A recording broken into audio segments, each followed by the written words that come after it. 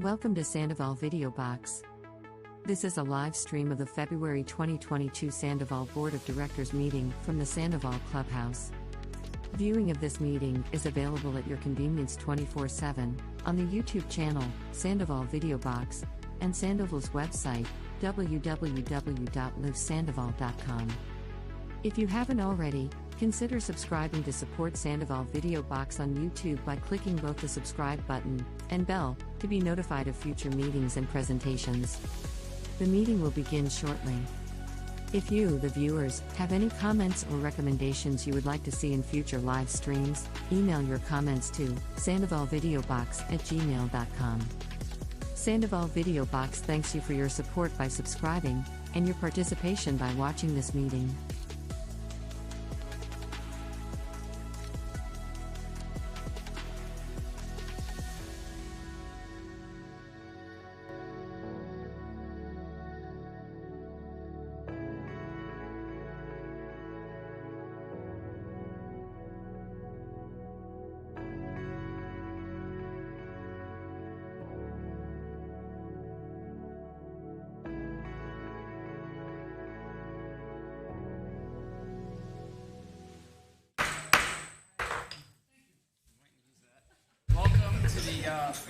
February 2022 Sandoval Board Meeting.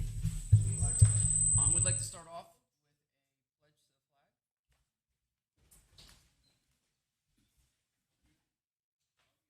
Pledge allegiance to the flag of the United States of America, to the republic for which it stands, one nation, under God, indivisible, with liberty and justice for all.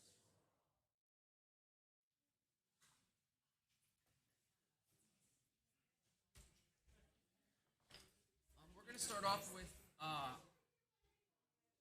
call to order and establishment of quorum. So I call this meeting to order. Marilyn Stout is not present due to illness. We have Kathleen Falastini. Are you present on the phone? Yes, I am. Vice President Melanie Palmer. Here. Director Kathy Conway. Here. Director Grady Stevens. Here. Director Todd Reinhardt. Here. We also have our GM, Kathy. Sir. We also have our social director, Lauren, and our new maintenance person, Ryan. This is our new maintenance director, Brian, and so this was his first week, and we're really glad that he's still here.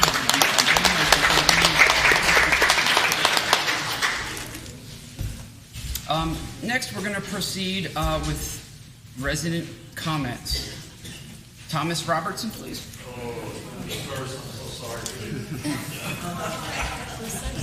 Thomas Robinson, I'm on Wood Lawn. I just have three little things to do. 3 minutes. First, this building was ready to open up at like the end of August, except for the lightning strike. Till today, there is no appliances in the kitchen to make it easier for us to do rentals, which would help the social community club area put more money in there. What I'm going to say is if you are very busy, I'm willing to take the job on if you tell me what's available to that spot. I will do it. That's the first one. Speaking of committees, I don't want to get a late start like we did last year. Considering we already know who the board members are, let's put that memo out that says anybody wishing to join a committee, because we have a lot of committees that are a little bit light. And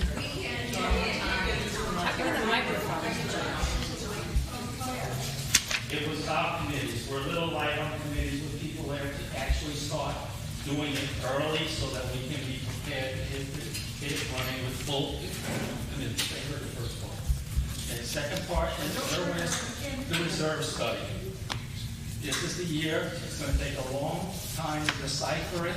The sooner I think we get it going this year, the reserve study, so that we can see what it says and think of what we want to do, it'll give us more planning time for when we get to doing the budget.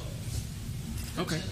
Just to respond, typically we don't respond, but I just prefer to have that communication. On the Clubhouse, What we wanted to do was make sure that we had a lot of our residents involved in the clubhouse to have a decision in terms of what appliances go in there, fans, decorations, and we do have a clubhouse committee which all residents are allowed to be involved in.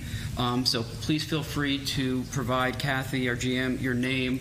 But we are currently up and running. We're working very hard right now to make sure that we have fans in place. We're working on soundproofing. I understand it's not happening as quick as we like, but it is happening, and it's important to all the committee members to make sure this happens. In terms of the committees, I absolutely agree. Because of COVID, there really wasn't as much resident involvement as we typically like.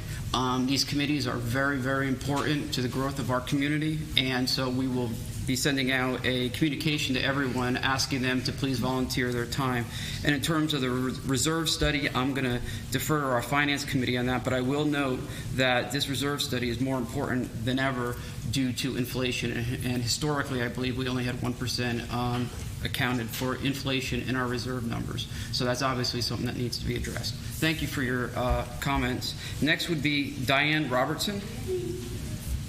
The other half.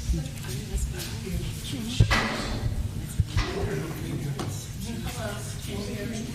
I'm a low voice. All right. Many of us ladies to exercise in the Pelican building, this here building.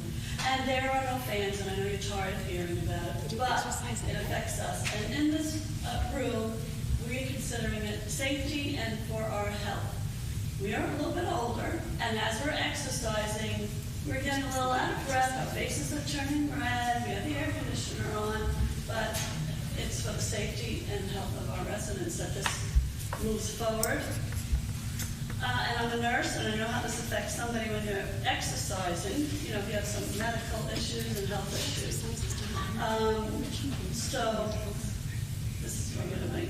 I got an appointment right now. All right, so I'm just asking you to please consider spending money on this, on the fans. We're hearing that you want to do furniture first, and we're just saying we want to do the fans first. Sure. We feel that that is much more important. Well, I have good news for you on the fans, that Betty Fishburne has been working very hard right now currently to come up with a variety of options for us, and it includes fans not only in here but in both workout rooms. And she is lighting a fire under us because frankly we've been pretty busy, and I expect it to happen very, very quickly. But the point is, the work has already been done. The decision to install the fans has already been made. Well, I appreciate all your efforts, but I think I'm a little frustrated, maybe other people are, is that we want specific timing, because these things were supposed to be done last year, and we feel that we need to move forward, and we're not moving. And in my opinion, you take care, as a nurse, you take care of it right away. Not that nobody can, everybody has to do a little homework and stuff. But we would like a timeline when you think this will happen. Just to respond in terms of what should or shouldn't have happened last year, we had an expansion committee of about 20 members. A good portion of that committee wanted to install new fans throughout. Another portion, which wound up winning, wanted to put our old fans and save a couple bucks. Right. It turned out that that wasn't the best decision because we had some issues with that.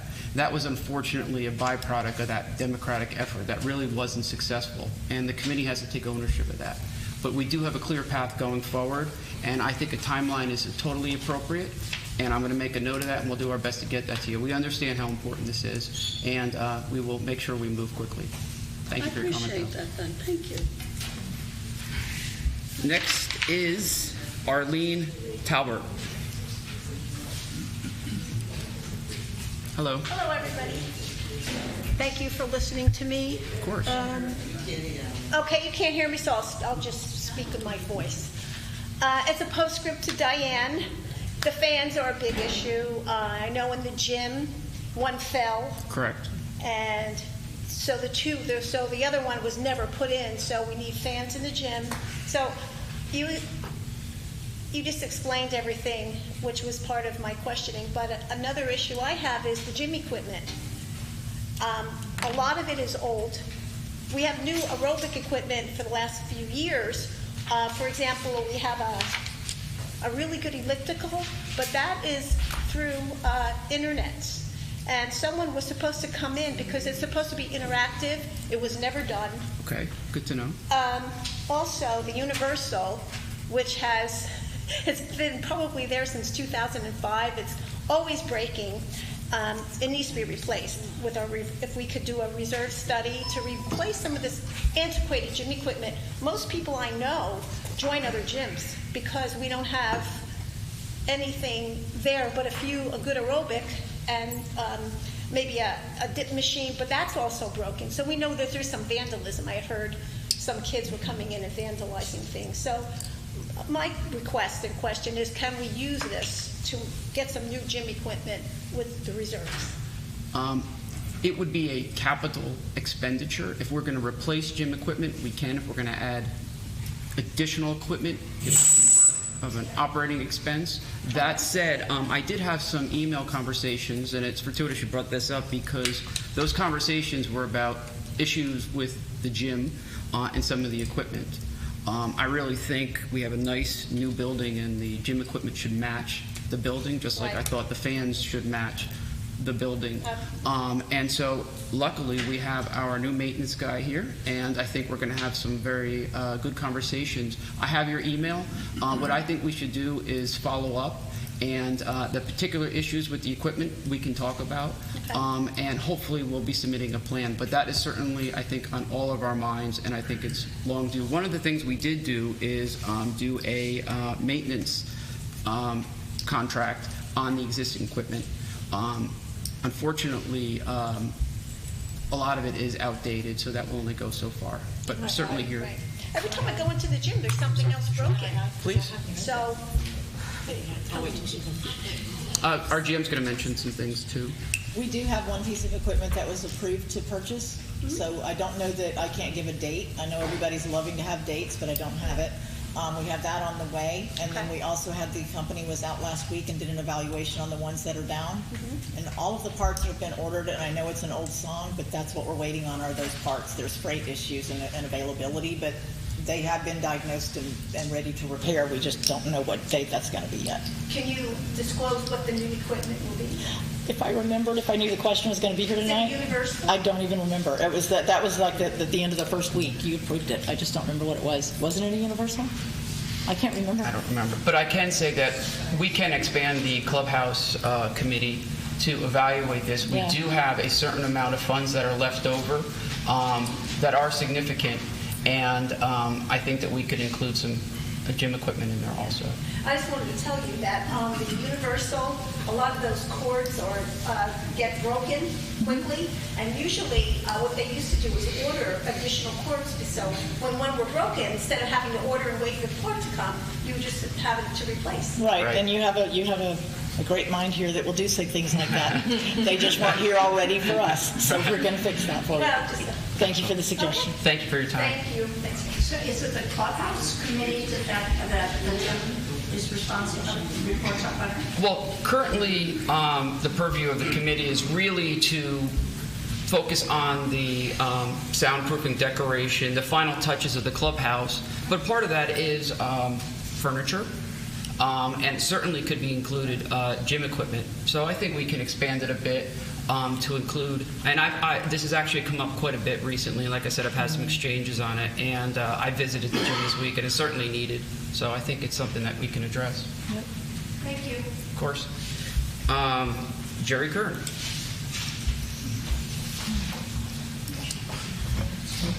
Good evening, Jerry Kern, Somerville.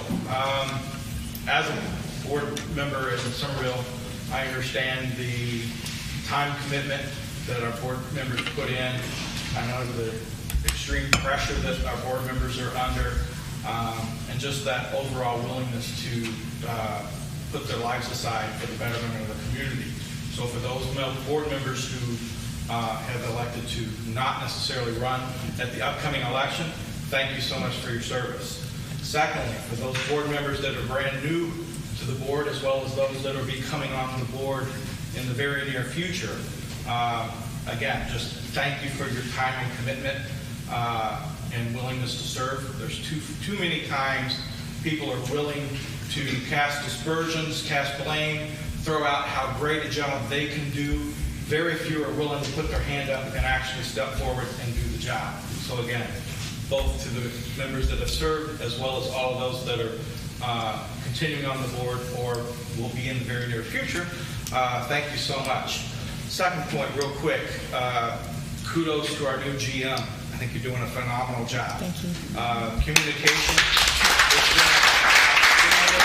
we're seeing a lot of improvements, and just wanted to publicly say thank you for your time and effort, as well as Lauren. I've had a few opportunities to work with you, so very good so far with that as well. And then I guess the last thing is, I know this whole thing with some of the youth around the community on a number of different things. My personal pain point has been Calypso. I'm glad to see some board direction, primarily came from Kathy, on what proper steps should be. So I would encourage folks to follow her directions, and let's see if we can't get both the issues at Calypso as well as those that have been occurring in the streets and so forth under control. I think, in general, it's a small group of kids. It's not all of them, so we don't want to throw the baby out with the bathwater. But I do think that there's a small group that have been, they've kind of gotten the feeling that they're untouchable, and I'm glad to see that steps are being put in play to let them know that that's not necessarily true, and that the community is not willing to accept that behavior going forward. That's all I have to say. Thank you. And I'm going to address the incidents in my report. A large portion of that report is dedicated to that, and I appreciate your comments. Thank you. Next, we have Susie Lang.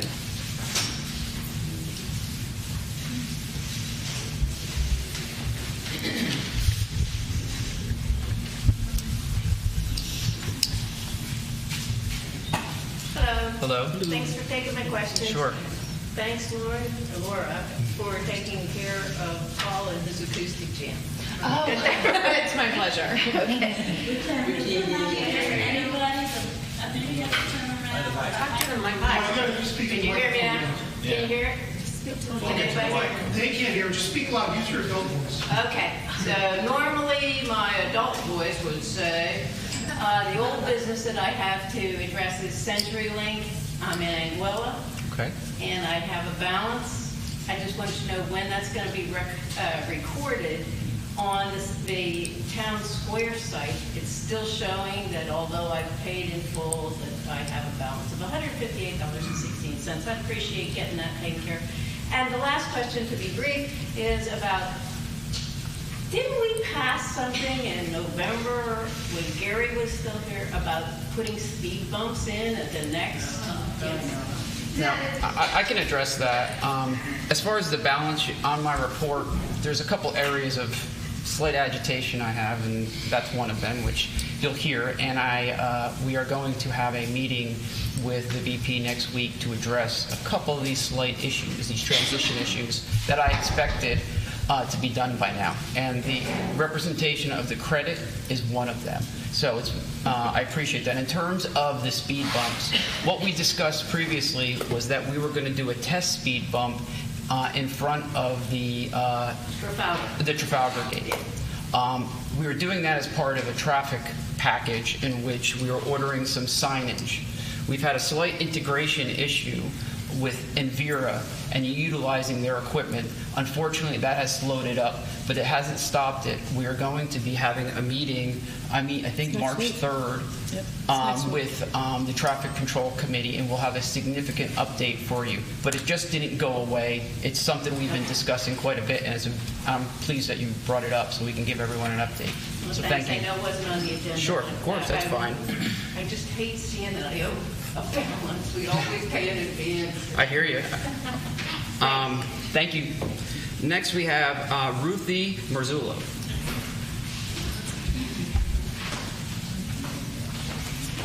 Hello. Hello. How are you? Ruthie Marzullo. I live on Maleta. Came from Sandoval. I'm from Somerville for a period of time. And first of all, thank you very much to our board. Thank you, Ron. I have to say that I follow. I don't come to the meetings a lot, but we're going to have to change that because I realize that resident involvement is a priority. I'm thrilled with our new management company. I'm thrilled with the correspondence. I have to say that, in all honesty, it's the best that we've had within at least the last 5 years, as far as being updated on what's going on and taking into consideration our concerns. The majority of our concerns have come over frustration for the last 4 years. The last 2 years, I think everyone just kind of gave up. At some point, there are things like, one thing that's kind of concerning, and I had heard this over the weekend. I was at the pool, had visitors in. Was there staffing at the pool on Labor Day? Pool was packed. I heard there was no staffing. President's Day. Yes, ma'am. There was, Yes, okay, ma'am. because we were told that there was some activity going on that no one was addressing. Yes, ma'am. We Okay. had a pool attendant here. Lauren was here, as was Brian, and as was I. We Okay. were all here. Now, were we hanging out at the pool? Okay, No. and that's why I'm asking versus ma'am. listening to what someone else is saying. Yeah, there was a line for the slides, so our pool Okay. attendant was making sure Perfect. people went down one at a time. And if I could just add really quickly, yeah, we are currently still hiring pool attendants. I'm still taking in resumes, and I am still being able to reach out and schedule interviews. We just were able to confirm that we have a third one coming on board.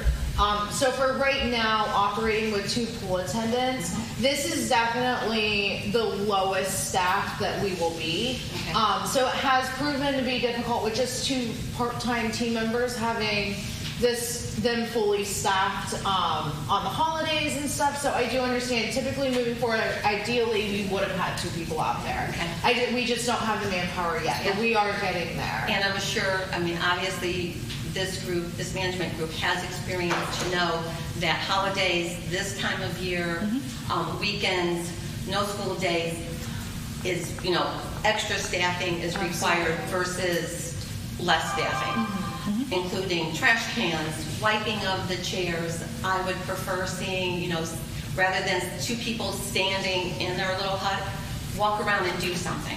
Okay, there's nothing wrong with wiping chairs. There's nothing, I think You're for the correct. majority of us, I think we've Yeah. come down, anyone that uses the pool for the last 2.5 years, I wiped my own chairs off. And not because I'm finicky, because they're filthy. And that should not be. Can I ask you, have you had that experience within this past 3 or 4 weeks of No. having dirty chairs? No. Okay. No, I have not. That's good to hear. I have not, no. Awesome. So, Thank and that's you. what I'm saying, because we do appreciate it. And I feel bad for some of the residents, and how we come across, but it's strictly out of total frustration. And the other question, will there ever be a time that we will, and maybe no one else, maybe it's just me, I would like to know how this clubhouse became this clubhouse.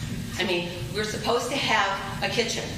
Every activity that's here, whether it's bingo, board meetings, whatever it is, we always had coffee out. You have no place that you can even sit a coffee pot. And I know that during the process, a lot of it was going on during COVID, so no one was coming out, but we weren't able to see. But I think if most residents are like me, I assumed that whoever was doing the planning was going to plan this facility to be used. My comment has always been, this facility was built not to be used. And I really hope and I pray for the entire community that those changes come.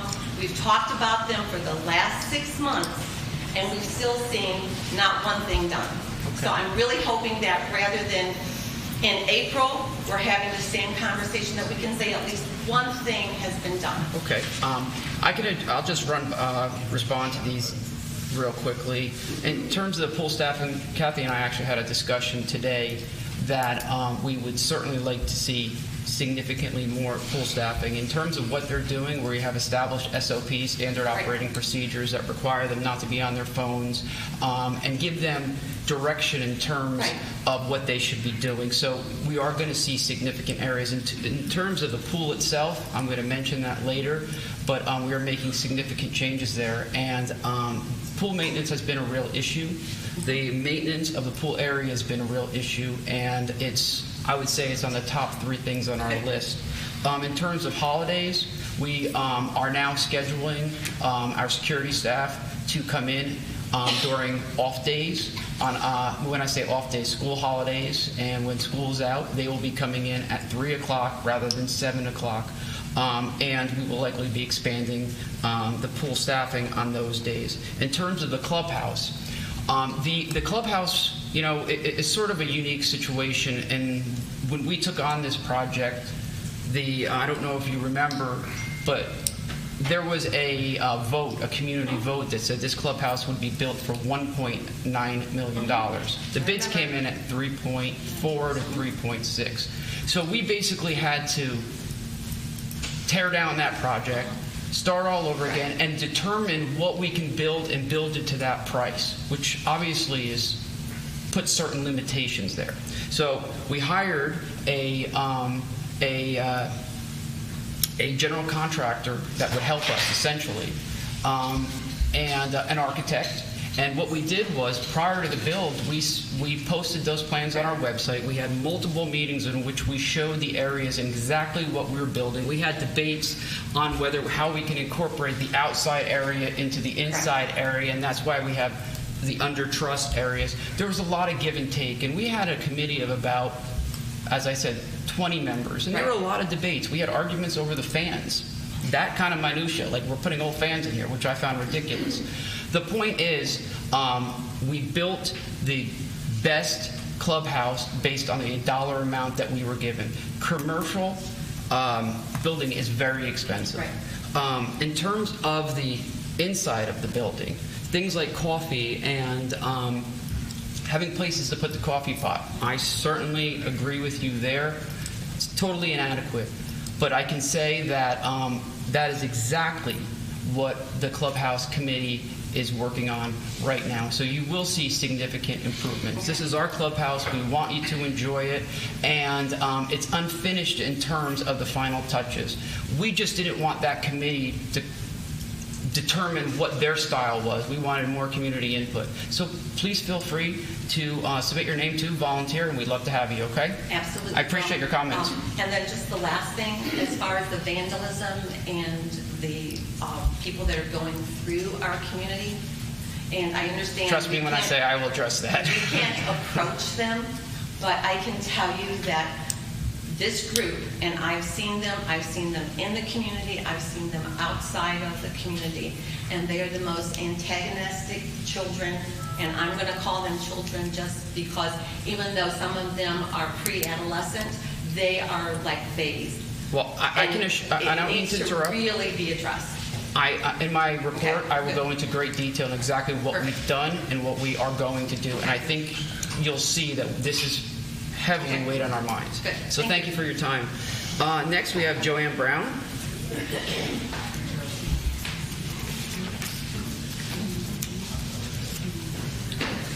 Hi, I'm Joanne Brown on Ashbury Circle.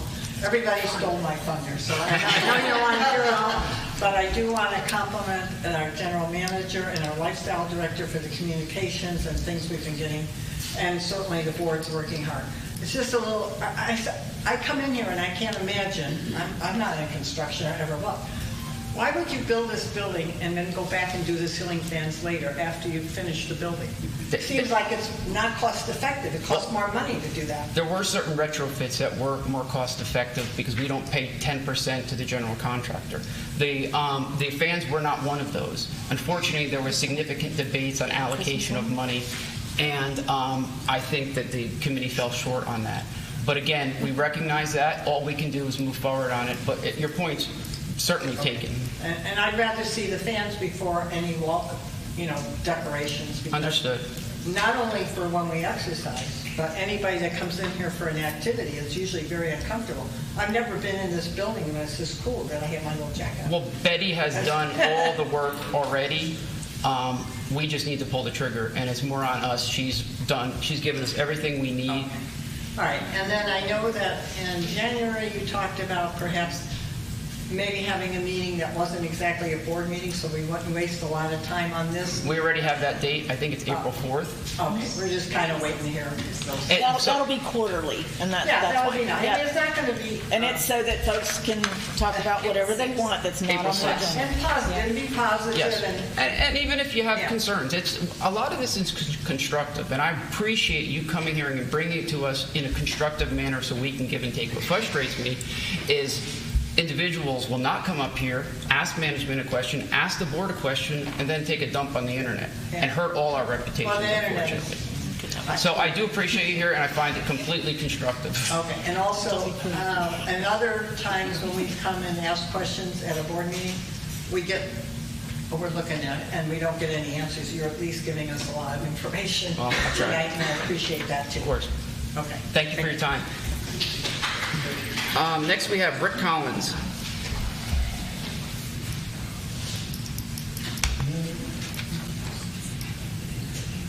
Hello, everyone. First of all, thank you all for volunteering your services. A lot of people forget that it's a volunteer. I just want to bring something up about the pool and the pool motor. In the last 14 months, it's been down 4 times. The last time I came up here and spoke in front of the board was probably about 3 months ago, plus or minus. And I said, gee whiz, the insanity is doing the same thing over and over and over again. Well, we sent out the motor for a 4th time, and now it's broken again. Right? Agreed. And not to steal your thunder, yeah. But we are going to have a significant update on the pool. Part of this is the pool maintenance company, and we feel that a significant disservice has been done to us by the pool maintenance company. We have issues with the filter. Our friend Jack Clinton has really helped a lot in this area, and we're actually going to be discussing the new company that we're hiring. We're going to be hiring hopefully the board supports it, a new pool maintenance company, a commercial grade company that's going to do a lot more services at a significantly reduced price. So this is a win-win for all of us. The pool has been consistently brought up in terms of the maintenance around the pool area, but also the equipment. Jack has been pointing this out, and he's been in my ear for a good 6 months, and he has been extremely helpful and is making sure that we are aware of this. And so I know it was raised 3 months ago, but we have been doing something about it, and we just recently pulled the trigger. Are we upgrading the motor, or are we getting it rebuilt again? Anybody know? Pardon me? No. It is back running? Yeah, Okay, so... it's okay. See you guys in a month. Well, and I just want to give a shout out because Lauren is the one who did chase down the bids on that. Yeah, and thank she's you. the one that found an exceptional And I spoke to the company. maintenance director on the Brian, he first helped day. out. I hit him with that. When I walked in the office, I thought, this poor guy. And then I put him on the spot. I said, we'll be fixed tomorrow. What about the next day? Thanks, guys. Last and not least, we have Miss Betty Fishburne. Credit where it's due. Board didn't do it. I don't really know if I'll be able to talk or not. I've had trouble with my throat since February. But first of all, I did want to say thank you to our GM, because even when I wrote you to give you a compliment, you wrote me back, which is a first. But I love the newsletters. And I feel that, Ron takes a lot of hits here. And really, but I know he's working very hard to get everything done for both buildings. And yes, we do have all the figures on the fans, and it's actually not bad, and they're giving us a good deal. They're paying half of the installation on all of the normal installation, the company that we're going through. And if we don't move forward in a timely fashion, we can lose out on like $1,200 in savings, which I think there will still be plenty of money left for everything. And I really hate to see Melanie and Ron leaving the board, because it just gives me a, stomach pains. Because, I mean, here we are getting organized about getting this committee together and moving forward, and then are you going to just drop us like... Absolutely not. Okay. All right, because that was really bothering me a lot, so thank you for that. And Lauren, I think Lauren definitely has to have a fan. If you haven't been in her office, you need to go in there and take a look at it, because it's about as big as this area right here. And she has no windows, and I think that is a priority. I hope she has a phone by now. Well, I have a phone. Getting the phone set up is a different story, but we hope to have it set up by the end of next week. But she has a wet shower in there. Have you not seen that? I'm so glad you haven't said so. Because I think you really need it here, because you came into a real mess. And everybody keeps saying, well, we were supposed to have this done, we were supposed to have that done. It's not all of your fault. The things, happen that shouldn't have. So anyway, I want to thank you, and I just want to say, let's just move forward with the fans. And we have plenty, I think, to go ahead and get a refrigerator. We do. A microwave, a table for the coffee pot that will roll and you can store things underneath of it, and all of those good things, and some nice furniture and stuff. And thank you for the work you've done, Betty. Thank you. No, Appreciate it. thank you guys. If you hadn't, said, would you, and now Laurie and Anita are going to be coming on board. So thank you. Thank you. Thank you, Ms. Bailey. And welcome to the new maintenance gentleman. We really need you.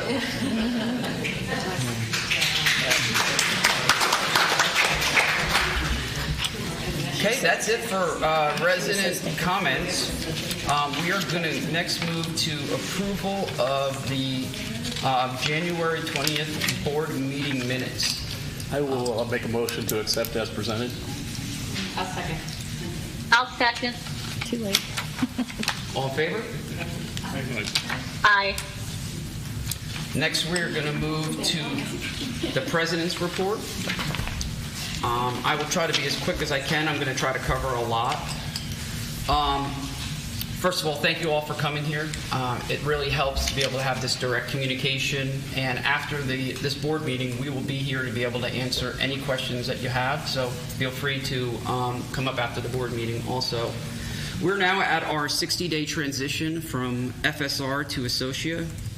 There is a lot of work that is going behind the scenes, not only for the transition, but to identify a lot of the things, unfortunately, that were not previously done. We're pleased with the progress, but we are no means close to where we need to be. The good news is the management knows where we are and where we need to be. And I fully expect our high expectations to be realized. A crucial component of this progress has been the dedication of our GM, Kathy Kruger. I've tasked her with a multitude of issues that go beyond your typical management. She's often in here at 6 a.m. She's walking the streets. She's checking amenities. She's attending multiple meetings, very intense meetings with owners of landscaping companies, chief of police, a lot of things that are going on, and she's right there with me, and she has not blinked. And I'm pretty demanding, and I appreciate it, and I personally want to say thank you for your dedication to this community.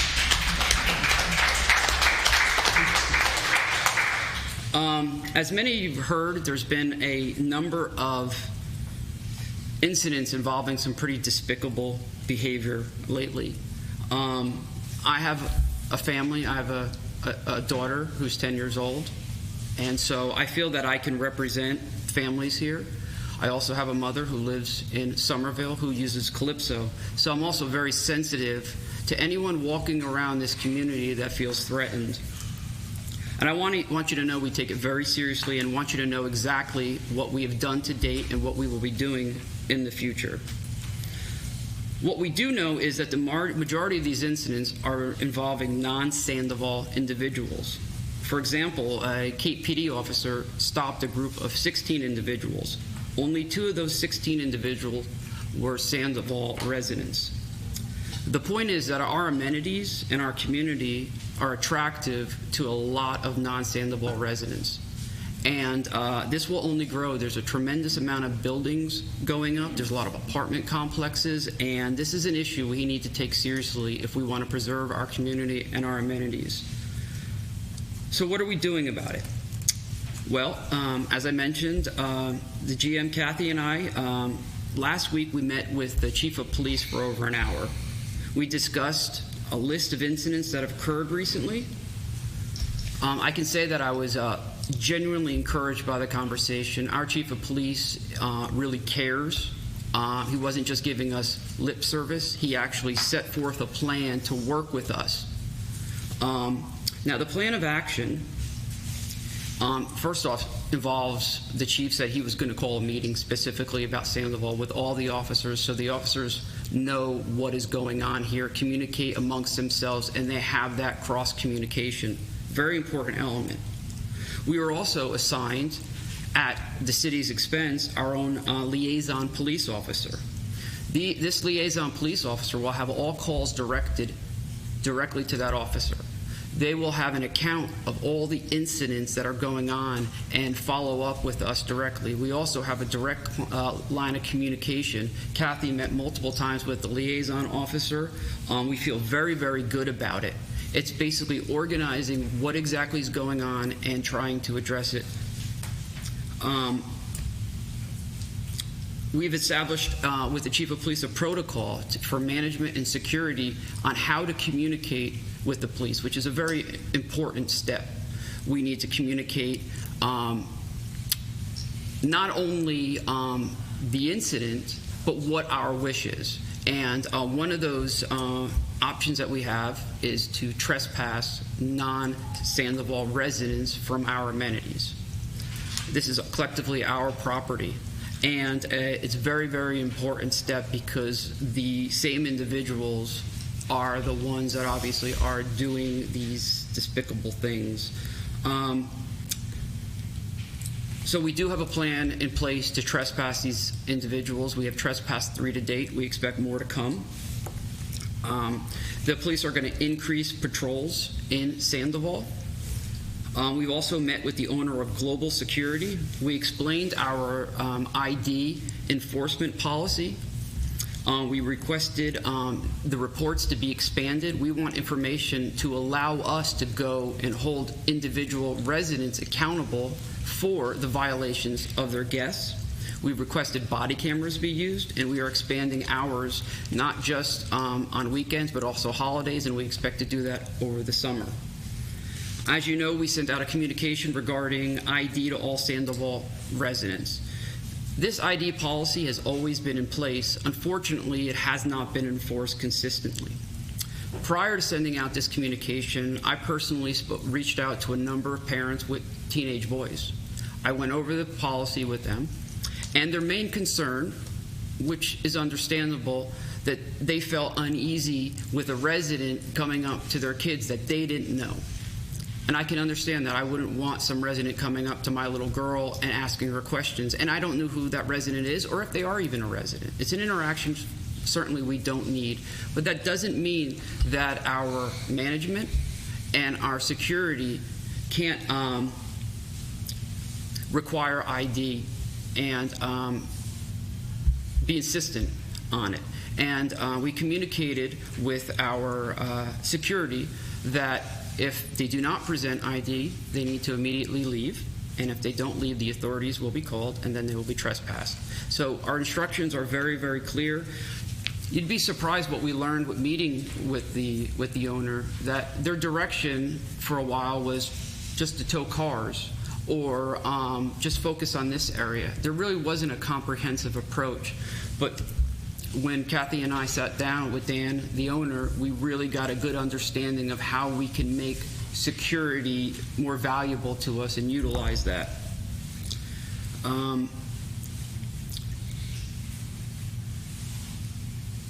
also want to emphasize, too, that if you encounter an issue that you feel your safety is at issue or you see something, please call if it's an emergency 911 or there's a non-emergency line. Another portion of this, which is really, really important, is that we have found that a few residents are the ones responsible for bringing in the non-residents. And we want to make it very, very clear that you all are not going to carry the burden of the extra security and the costs associated with that. The individual residents that are bringing in these non-residents that violate our policies, make us feel uncomfortable in our parks and our amenities, are the ones that are going to be held accountable for this. We are in the process of sending out some violations, some significant violations, and we expect them to go out in the next week or two. But I want to reiterate that we take this very, very seriously, and each resident is responsible for their guests. And we see the residents who come in. If you let a group in through the gate, we see your access card. We have you on video. And Kathy has been very, very diligent. Every time I've asked for it, I get pictures, dates, times, cross-referenced. So we have the capability of doing this, and it's going to allow us to create accountability. Finally, we're going to discuss the issue with the gates. Earlier in the year, well, in the prior year, we had a discussion on whether we keep the gates open. And I'm sorry about this, Rick, but I'm going to propose something different tonight. Just yesterday, one of the non-residents that has been causing a lot of issues, Kathy, saw him literally drive his bike through the open gate and right between the space and the arm. And that way, we cannot even make any resident accountable for this individual's presence. So what I'd recommend tonight, which I'll get into later, is that we need to close our gates. I'm willing to keep them open between 6 a.m. and 2 p.m. Monday through Friday, but after 2 p.m. they need to be closed. Weekends they need to be closed. Holidays they need to be closed, and during the summer they need to be closed. If we have that capability, I think that we should utilize the gates. On some positive news, our GM has some very impressive hires. Brian is here. We're going to have our compliance officer starting next week, which I believe you're going to speak to, right? Our pool will finally be getting the attention it deserves. We're going to discuss this new professional pool company, commercial pool company. We're discussing already the upgrades to gym equipment, fans, decorations, and furnishings coming to the clubhouse. We've completed a number of projects already around the clubhouse, a couple paver projects that significantly add to the safety of the community, and we have a number of other maintenance projects in the works. I'm going to be discussing a restoration project that I'd like to see done to the bocce ball courts. We have a town square presentation coming up when we're going to literally learn how to use this app properly. That's been long overdue. We've had an area of focus has been landscaping. Down the Earth and Crawford, we've had some real significant drop-off for Crawford, and there's always been an issue with Down the Earth. We have met with the owners and taken a very strong stance. We'll get into Down the Earth in a little later, but we expect to see some positive outcomes from there. We are continuing to expand our SOPs, maintenance, deed restriction, and office staff. We're also going to be working on updating our governing docs with Kathleen Faustini and the Covenants Committee. Many of our provisions are outdated. There are Taylor Morrison amendments that need to be addressed. We'd like to evaluate our rental policy and our dog policy also. Finally, there's a couple things I'm not happy with. A couple things specifically with Associate, our management company. This is not on a local level, it's on more of a regional level, and we requested a meeting with the VP next week. Credits, as mentioned earlier, are not showing up on our accounts yet. That's unacceptable. That should have been done already. The town square presentation should have been done already. I'm still waiting on January financials. In our interview, they guaranteed me they'd be here by February 20th. I do not have them, and I'm growing extremely impatient with that, and that's not acceptable. I'm still waiting on a schedule when our community will be evaluated for maintenance and safety issues. I expect a year calendar and when they will be here so we can cross-reference that with our risk assessment committee. Again, these are not local issues. Our local staff is working very hard, and I'm very happy to have each and every one of them. I'm still not quite happy with the gate arms. We pull up to our gate, we see bent arms, things hanging down. It's a bit of embarrassment to me, frankly, and I don't understand why we can't get this together. That's not a Rick issue. Rick works very hard for us. We'll get into that. I just want to end this by saying I would like to acknowledge that we are not close to where we need to be, but again, we know where we're going. The transition will take months until we are up to a level that is sufficient to meet everyone's expectations, but I'm absolutely confident that this is going to happen. And thank you for your time.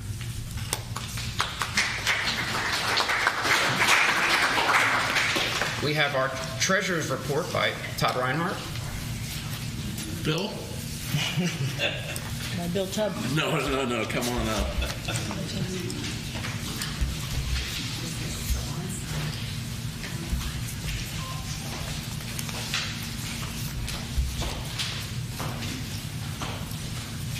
Okay, you've all got a copy of this in your board pack. I apologize for being kind of long, but it's year-end unaudited financial statements, so there's a lot of dates and numbers that you need to be aware of. The December 31, 2021 financial statement highlights are that the financial statements were received on February the 18th, and the Finance Committee met on February 22nd to review. No questions were forwarded to the Treasurer for discussion. As with the financials issued by Pope Properties on December 31st, 2020, I do not place much reliance on these, any reliance on this document as First Service, just like Pope, turned off the accounting switch before all the payables and accruals could be done to give us real year-end numbers. The auditor is currently working on the audit. I expect him to have some significant accruals, and the bottom line will probably drop because of that. With that said, here's a few highlights you should be aware of. While you can't look at any checking accounts on the balance sheet to see how much money is in any fund, you can look at the fund balances and see what we have. It's $2,785,136 plus $24,489 in interest income is our reserves. That's a total of $2,809,625. There is $108,196 left in the bulk telecom fund. That's what we have to spend on fans, coffee machines, furniture, pictures, whatever. When it's gone, you're done. A review of our 2019 reserve study document shows that our level of reserves at 12/31/21, well, actually that's, 21, should be $2,334,725. And at 12/31/22, this should be $2,586,249. As you can see, we're about $500,000 above the required amount. So we're doing good, but next, item 3. Well, actually, where did I get that?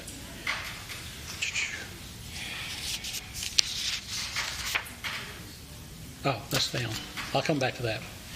The income statement shows an excess, which is a profit, of $380,352 this year at 12/31/21. That's the number I think will drop significantly.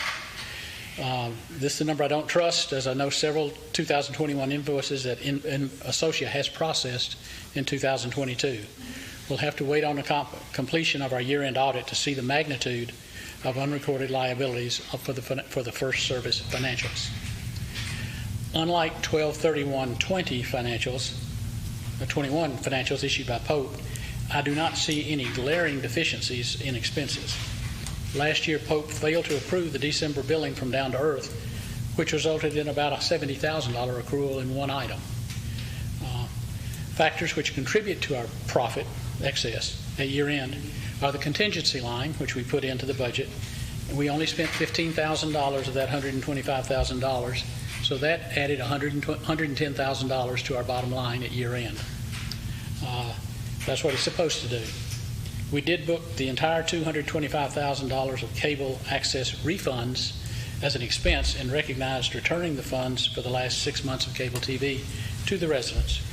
Many homeowners still have credits on their accounts and need to deduct that amount from their next quarterly payment to wipe it out. Salaries in general for 2021 were $32,514 below budget. That's because many positions at Sandoval during 2021 were vacant for a portion of the year.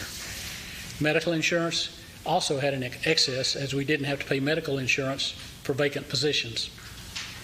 I do not see that our property taxes have been paid, so that $24,000 budgeted item will probably have to be accrued. Last year, our auditor accrued $11,555 for the balance due payable for our 2020 income tax return he prepared. We don't see any indication that that was paid, although Kathy did find today a copy of that tax return in the files. So we're fairly confident that it was mailed and it was filed.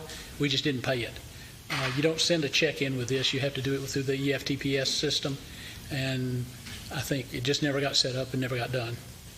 So probably in 2022 we'll have a cash draw to pay both 2020 and 2021's taxes.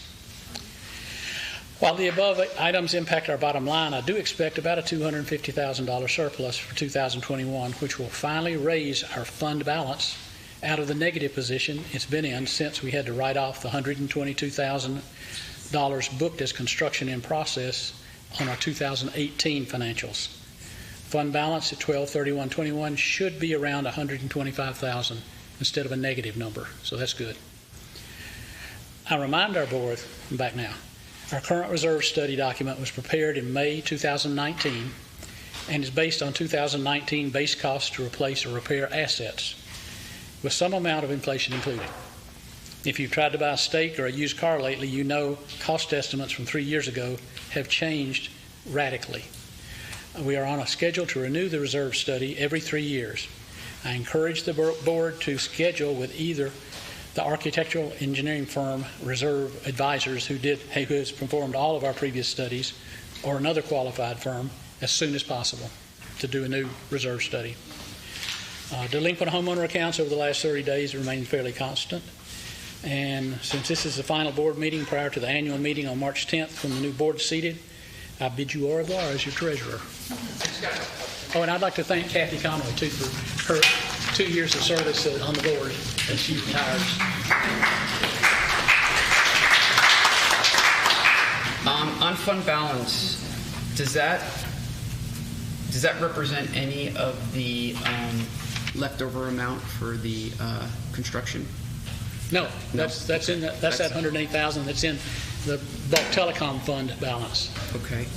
If you wipe it out, we could put it in there. No, we're good with that. Thank you, though. I appreciate that.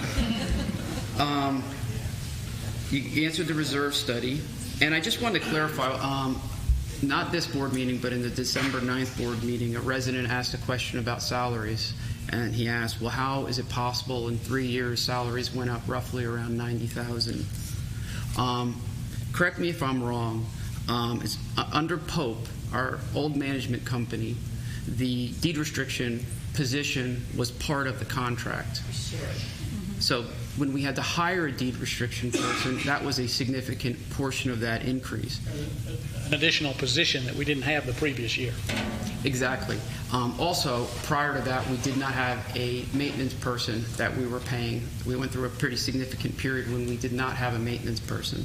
So those are two significant areas that did increase the cost. And also, we are adding a second maintenance person. The reasoning behind that is we are paying down to earth $22,000 to change the dog stations. We can hire someone for less than that to do that job and also be an assistant for a lot of these projects. Having a second hand would be very helpful to Brian to do a lot more. Can I be the executive in charge of dog poop stations? What's that? Well, it could be a volunteer for $20,000 if you keep it up. And an expanded work week to 6 days. Oh, the Saturday. That's true. And I want to be clear on Pope's when they offered us a new contract, the offer was $50,000 more and it didn't include a deed restriction person. So that option going forward wasn't even there. Is that accurate in terms of what your understanding is? Okay. And Pope gave Casey a substantial raise. That's true. Prior to leaving, and when she stayed with First Service, they had to match that. So that caused our costs to go up as well. And Jerry, I believe, gave himself a substantial Yeah. raise. But that's here or there. Let's move on. I appreciate your time. That's all my questions. Anyone else? Yeah, I got one thing. First thing, I said this last board meeting, but thank you for your contributions. Thank you. Yeah, thanks, Bill. I think it's important to explain how our reserves are funded. And you asked me a question if I looked at the financial statements, and I did. And in 2021, 393,000 of our reserves were funded by resale of homes. Right. So that is the huge driver of what we contribute to our reserve fund. That's the only driver. Correct. But and again, at the same time, is if there is a slide in sales, that bogey continues to move on an annual basis, year-to-year basis. But we've been very fortunate that sales have been robust, and that's been a big contributor to our reserves. If sales should fall off and we had that problem, the board sitting at that time would have to look at adding a line to the budget for contribution homeowners to contribute to it. Absolutely. That's all I have. Okay. Anything else? Thank you, Bill. Au revoir. Now we move to our general manager's report. Kathy Creek. Well, first, I do want to, I know we've done it throughout the night, but I just want to acknowledge my wonderful team that's being built. Was very glad to see Brian come in on Monday, and he's had a really nasty week. So I'm very, very grateful that he is still here with us. I won't go into the details, but it's not pleasant. And then Lauren, I know that we introduced her last month, but now that I've had a month to work with her and knowing that she was here 3 weeks all by herself as the only on-site person, there aren't enough words to tell you how grateful I am for her, because she is such a dear to work with, and she really does care about this community. It's clear in everything that she does. It's true. And her team that she's building, she's really found, yes, I agree. She has found some really good folks to work as the pool attendants. I know that there have been a lot of comments about how much you hate it, but as Lauren has only been here for a month and a half, I know that since I've been here, every time I go out there, those kids are working other than when they are taking a break, and they are allowed to take a break. So please don't get upset if you see them under the tiki hut unless they're there for a really long time, and then you can get Lauren. Yeah. Because they do need a break. But that's the first thing that I wanted to do, is just acknowledge my team. And all of you know Yamali. She's not here tonight, but I don't know what I'd do without that woman. She's got such a wonderful brain and a sweet personality, and she has just really helped me a lot with settling in and knowing the history of the community. And I cannot thank this membership enough for all of your support, because what I get in the emails and Google reviews, and anytime I ask for information, you provide it. When I've asked for photos for landscaping, you had it. It's just made everything easier to move into things. And now that we're talking about that, by the way, y'all don't have to stay. If y'all are ready to go home, you can go home. This is fun. Okay. Just checking. All right. So the next thing on mine is a lot. Most everything I'm talking on, Mr. Spooner's already discussed, but I'm still going to touch on it from my perspective. On the DTE, we did have a meeting, as he spoke, with the owner this week, and he did take that meeting very seriously. We had already met last month with the VP and with the head superintendent, their managing admin, arranged this plan for walking the community, which I did, and it ended up taking a lot longer than I anticipated with each street. It was a good 2.5 hours each day that I went out just to do one street, and there were a couple of them that were large streets that we had to break up even into 2 days, because there was just so much to see and to document. And without those emails from you and the photos showing me exactly what's wrong with your spot, that actually made it much easier, because then I could look for those and go, well, what about this? So it made it really good. And they did take the work to heart, but what was discouraging was to see with each progressive street just how much more work there was to get done. And I don't know an easy fix to this. This is going to be something that's very intensive. The meeting that Mr. Spooner and I had this week with the owner, when he came down from Orlando by request, we wanted to meet with him, so he drove down. And it was a good one. A lot of work, we explained to him, has gone into the project in the last month. Issues that we've had that I want to assure you that your voices have been heard and they've been communicated to him, and he did take it very seriously. He promised us when we met with him, what day did we meet? Monday or Tuesday? That was Tuesday. He promised us on Tuesday that by today he would have a plan, and he was true to his word. It got here 1 hour before this meeting started, but we did get that plan of action from him, so I can't give you any content on it because I've not had an opportunity to review it. But to me, that was a show of faith on his part that he's working with it. He even went out on property with Mr. Spooner to some of the really bad spots, spoke to a couple of owners, and really saw what it is that we've been dealing with. So that, to me, was encouraging. But other than that, we can't make any promises other than we are on it, and they know we're on it. They know we're not happy. So that's being addressed.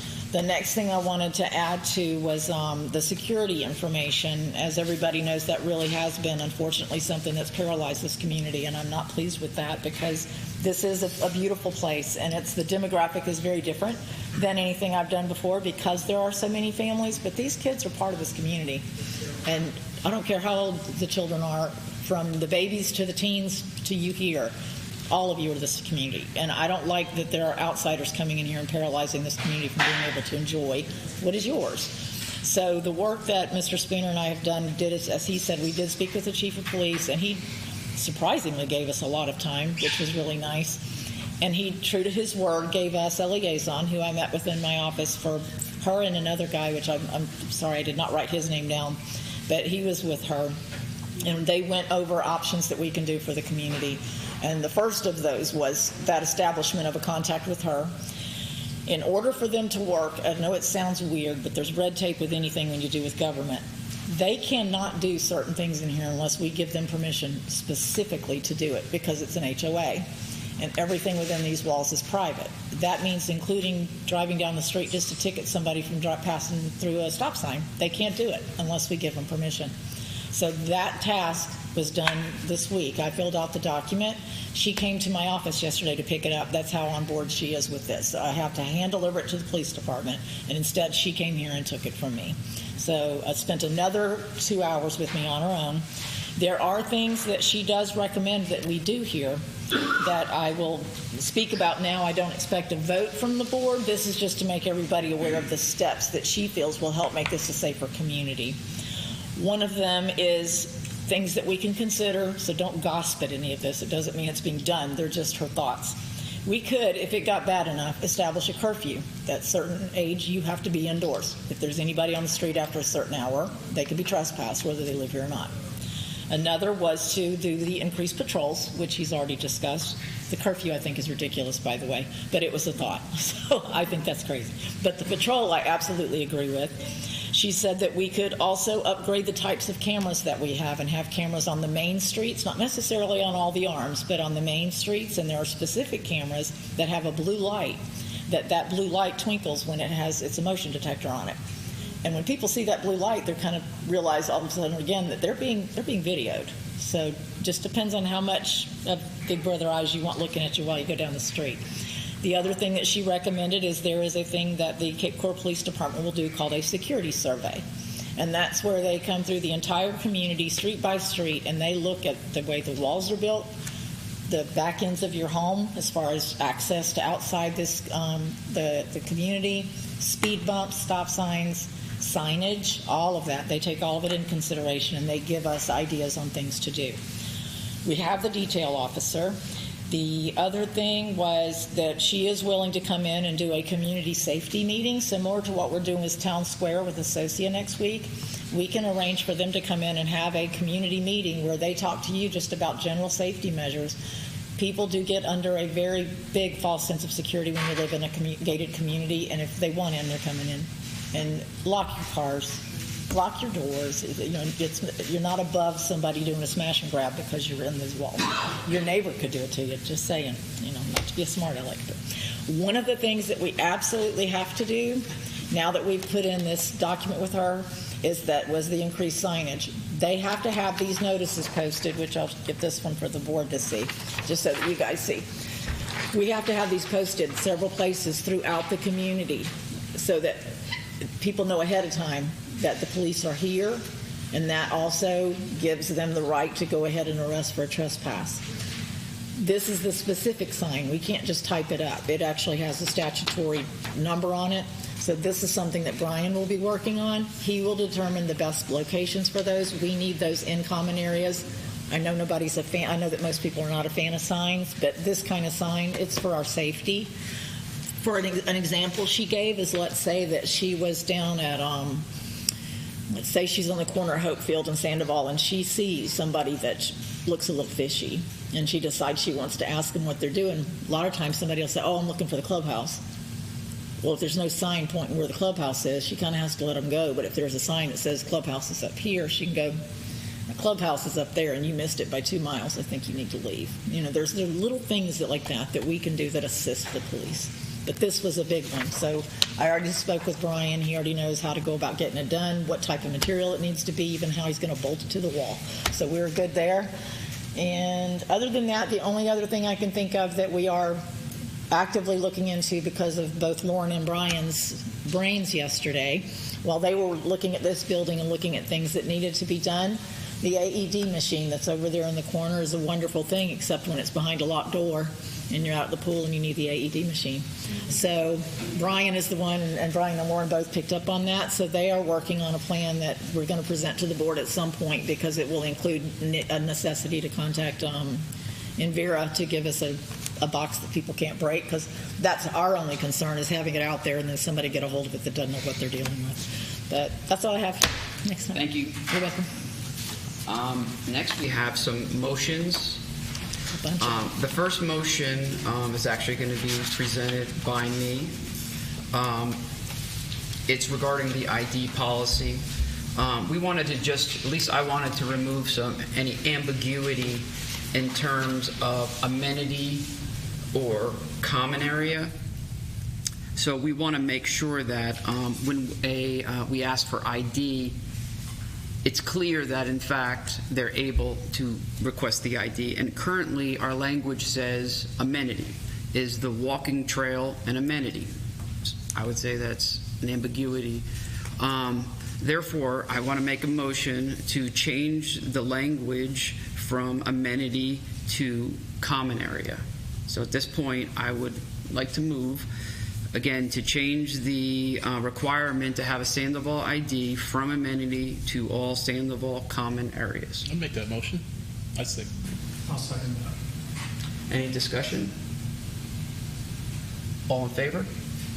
Aye. The next, I guess we can do it in terms of motion. We were going to discuss the gate closure issue. I personally would like to see the gates closed between 6 a.m. and 2 p.m. and then weekends, holidays, during the summertime. And I'm only willing to do that if we can get a guarantee that, in fact, the gates will remain closed during those times. If we're going to have situations where we didn't account for this holiday or this day off, until we can perfect the system, I would prefer the gates to be closed all the time.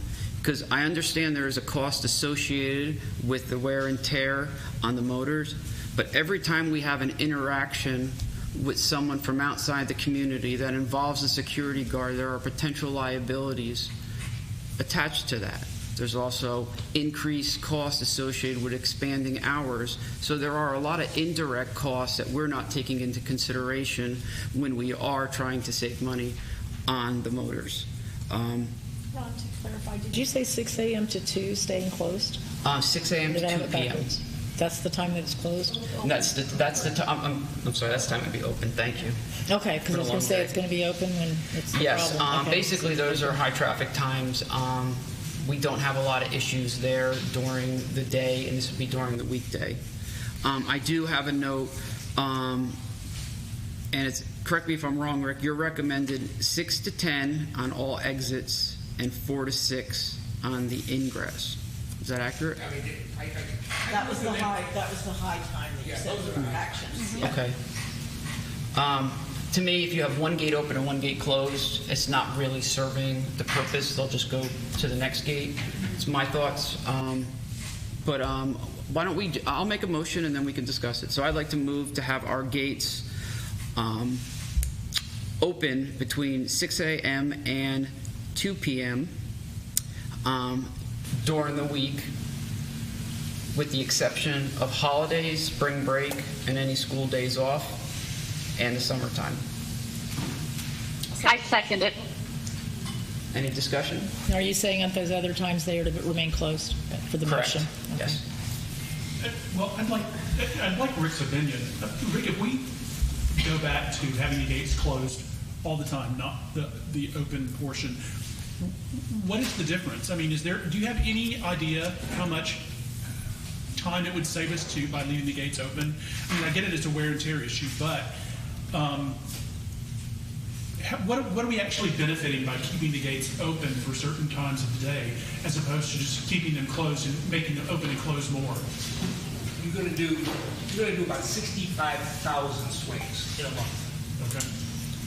You're still playing with equipment. Just so you guys know, I got 25 grand.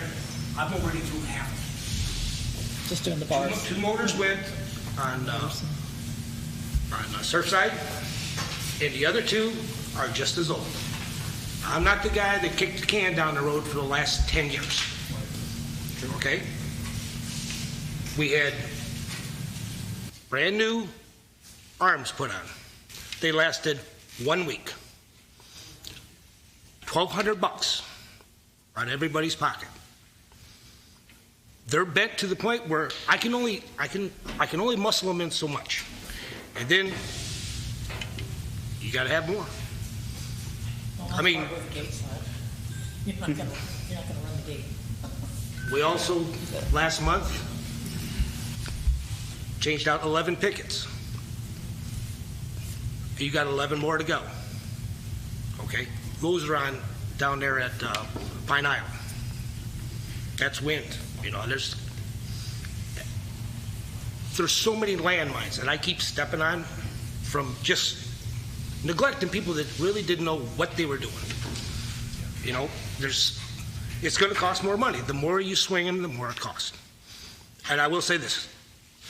I see the kids probably more than anybody. There is residents. I watch them swipe. 15 of them walk in. That's important. Yeah. Because that's the accountability. Right. We were able to identify a recent group that caused a lot of trouble here because one resident allowed 6 of those individuals in, and they were responsible for about 6 incidents on that day. And because of that identification, we're going to fine. If you use this anywhere, and Vera will tell me where you've been and what time you came through. There's over 30 cameras staring down at you through the gates. And we're not saying they're not getting in. We're saying that we know how they're getting in and who's accountable. Right. Now, maybe you've had conversations before, and they do, and how they jump over that wall on Vermont is beyond me. But in answer to his question, is it going to be a lot more money by having the gates closed? Because that's what the motion's about. Sure. Or will we face the inevitable sooner? That's my point. I don't think it's a question of, all we're doing is we're buying time on these failing motors. We're going to have to cough up the money to have these things refurbished anyway. And there's no. These are, I can't even get parts for the last 2. They're done. And you have, a new motor can't talk to an old motor. They have to be able to talk to each other. And these date back from 2013. That's how old they are. Yeah. They can, and we replaced, they went, both of them went in 1 week and boom, gone. Well, my point is that these items are going to have to be replaced at some point.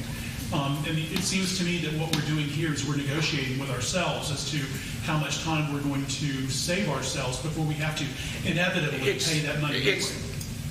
Pay me now or pay me later. I mean, either. I mean, that's what it comes down to. You're going to replace them.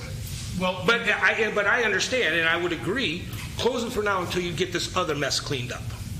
And I think if you go about that in the correct, harsh way, it'll clean up itself very, very quickly. And Rick deals with a lot of this. Though I've heard some of the comments this poor guy deals with, and I just be like, Rick? Yeah, that's just me yelling at him alone. So. But man, the amount of time this guy spends on these gates and trying to help us, I mean, I can't tell you how much I appreciate it. And just, it's a very thankless job. How many, he gets the bird?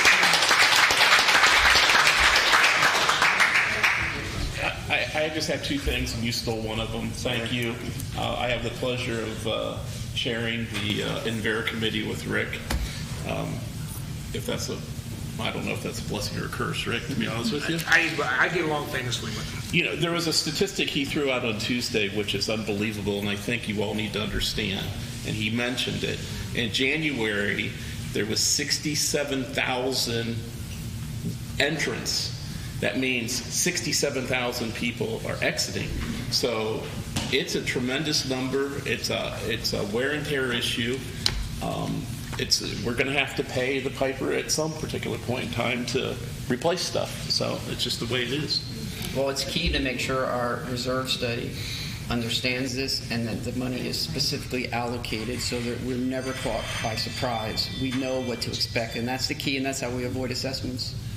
Well, Rick has been given the task to put together kind of a capital improvement plan over the next 3, 5, and 10 years and report that back to the Envera committee or the Gates committee, whatever we'll call it. Cool. Thank you, Rick. Thank you, Rick. You ready to call the question then? Or? Yeah, call the question. Or I guess my only question is the 2 p.m. Why 2? We have a lot of people entering on bikes after between 2 and 3. So you want them closed before school? Yes. Okay. Yeah, they're only open between 10 and 2. That was the reason I clarified 2, because it sounded And frankly, we don't want people riding bikes through there. It's dangerous. Right. Are you seeing the bikes at the other gates too, like Trafalgar and Pine Island? Yes, ma'am. The one that I saw yesterday was coming in the Trafalgar Gate. And then I watched him go down Ashbury, come back and go out the Trafalgar Gate without ever needing anything, just rode his bicycle, did the roundabout, came back, and then went back again. So, yeah. Yeah, I see it out Trafalgar Gate all the time. Yeah. Yeah, when I looked up the address, I transposed the numbers, and he was actually going to your house, Kathleen. Yeah, and then I went, no, that can't be right. So I called Amelie again. I was like, nope, not her. Sorry, wrong one. You almost got fined. Oh, yeah, right. So do we know right now that we can actually control the times, or should we be voting right now that it'll be You mean as control it as far as capabilities? Oh, absolutely. Oh, yeah, Like, for instance, President's Day, we had off all day. Would there be an expectation that gate will remain closed throughout the day? Oh, yeah. Yeah. Okay. Yeah, Does that make your job a lot request. harder, or can you just set a calendar out in advance and say, this is No, the I think schedule? I can actually provide them because she's done the same thing with her request for this building. Okay. On times that the fobs work, so that it opens. That same thing. And we need to do that with security anyway. We want to know when school's out. You will have to literally go to the school calendars. Well, I've actually already printed the school calendar. It's taped to my desk, so Excellent. I will Not have surprised. that. I've already sent that to them. So. Thank you.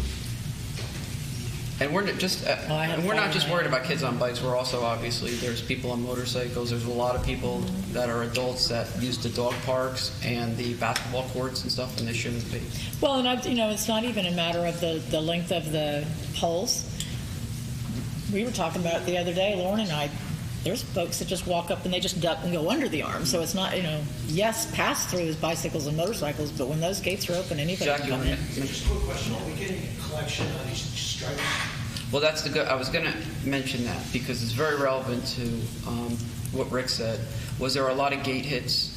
Yes. I'm still not confident. We tried very hard as a board last year. We instructed our management company to give us a monthly report of how many gate strikes, what our realization rate was, and I just have never been confident that we've been able to capture properly.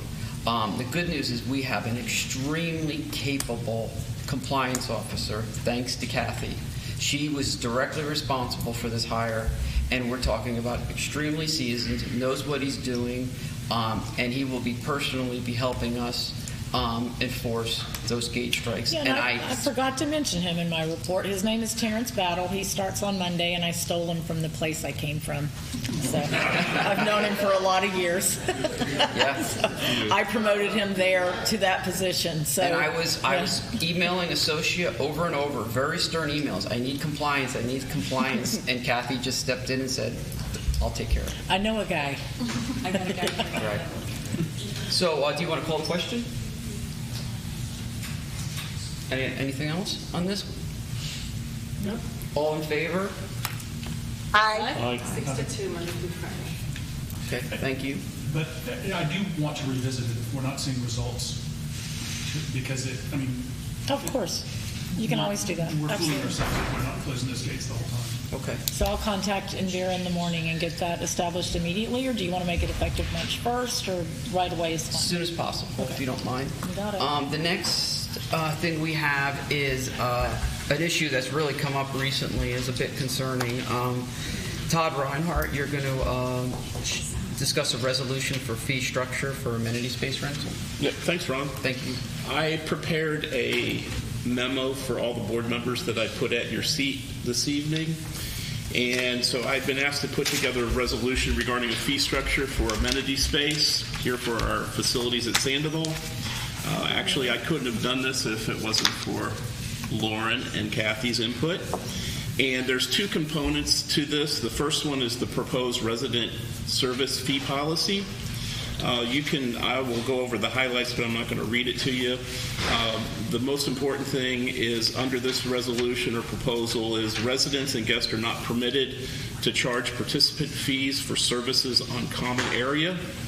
The term services includes, but not limited to, fitness instruction, racket sport instruction, specialized services, financial services, teaching, education, or tutoring.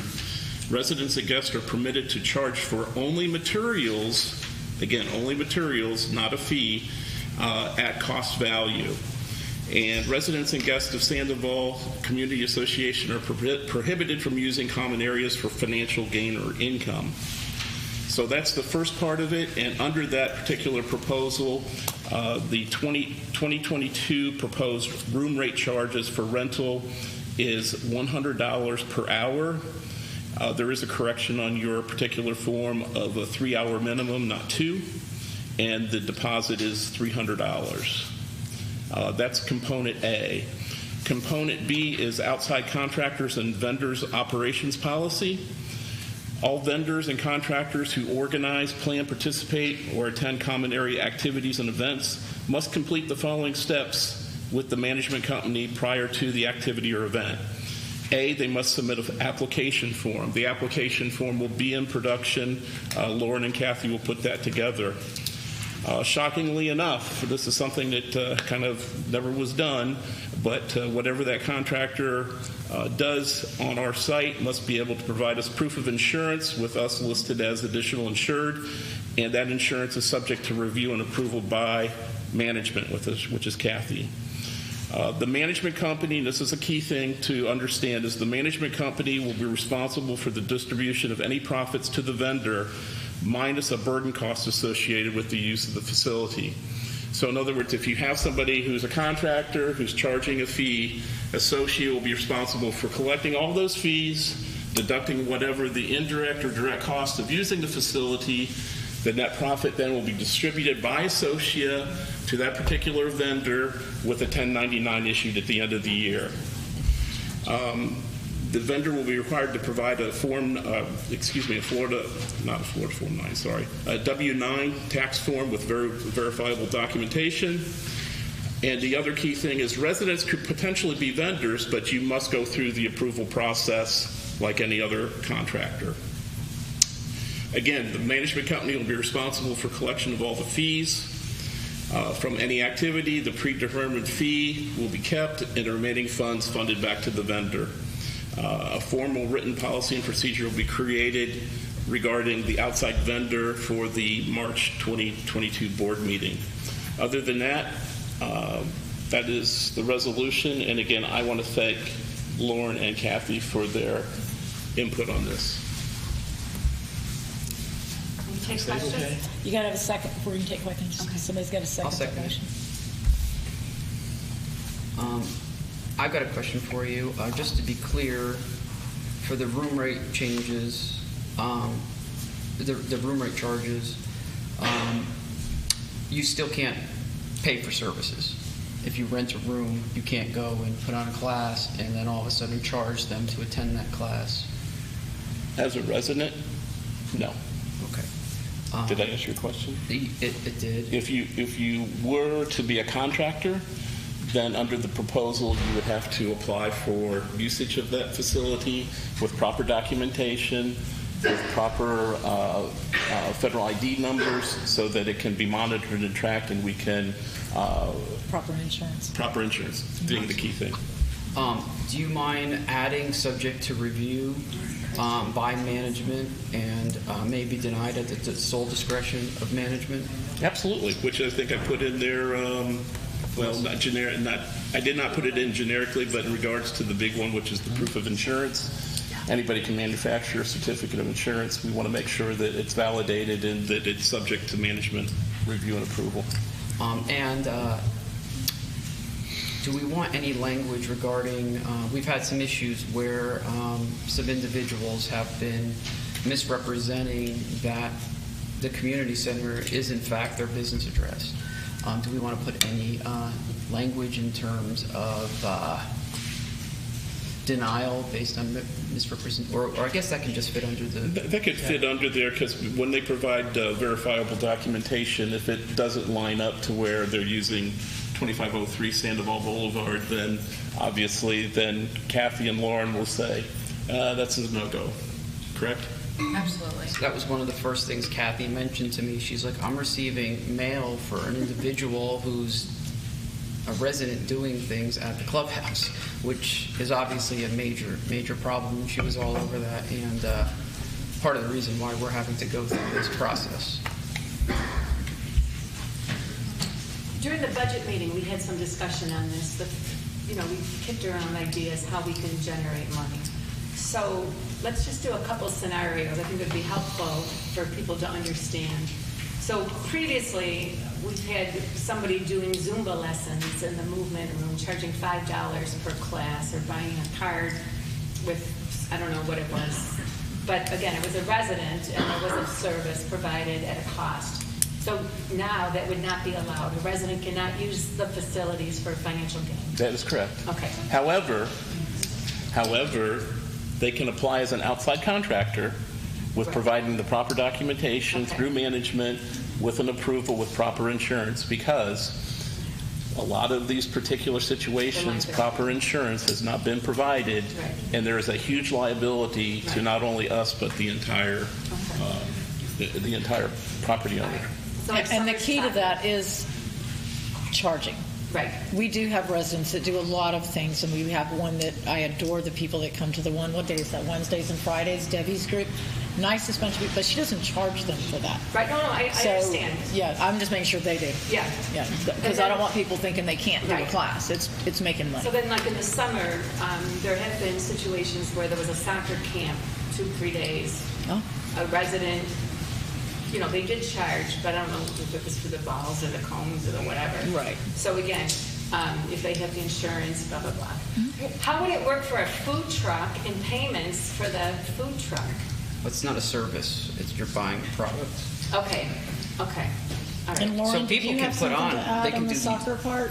Oh, I was just going to say for the soccer, again, there's a very distinct difference between, let's just say they paid, $15 for the soccer camp, but they got, the t-shirt and the materials added up to $15. It's different than just charging $15 a kid strictly for the service of tutoring or educating them. Okay.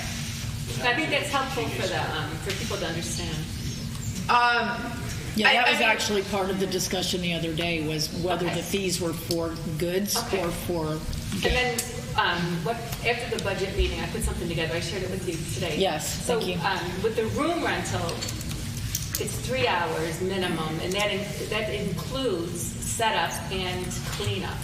Because there were issues in the past where garbage and tablecloths and flowers and decorations were left. and nobody cleaned up. So in the contract, it's specific, and it's billable for the They clean up setup their own and the mess. cleanup. Yeah. Okay. Yep. Inclusive of setup and cleanup. Good job. I just wanted to add, I heard a question from the audience that at this soccer camp, whether they were charged or not, let's just say that there was a soccer camp with no charge. If a participant did get hurt, it would be the same amount of liability as if they were just walking down the sidewalk and tripped. The whole part of this is to make sure that we're covering all the bases. I mean, we don't need to expose ourselves to unnecessary liability, and to have somebody who's using our facility that we're all paying for financial gain is just wrong. And so this particular policy protects us from a liability standpoint, and it provides and makes sure that what we're paying for is what we're paying for.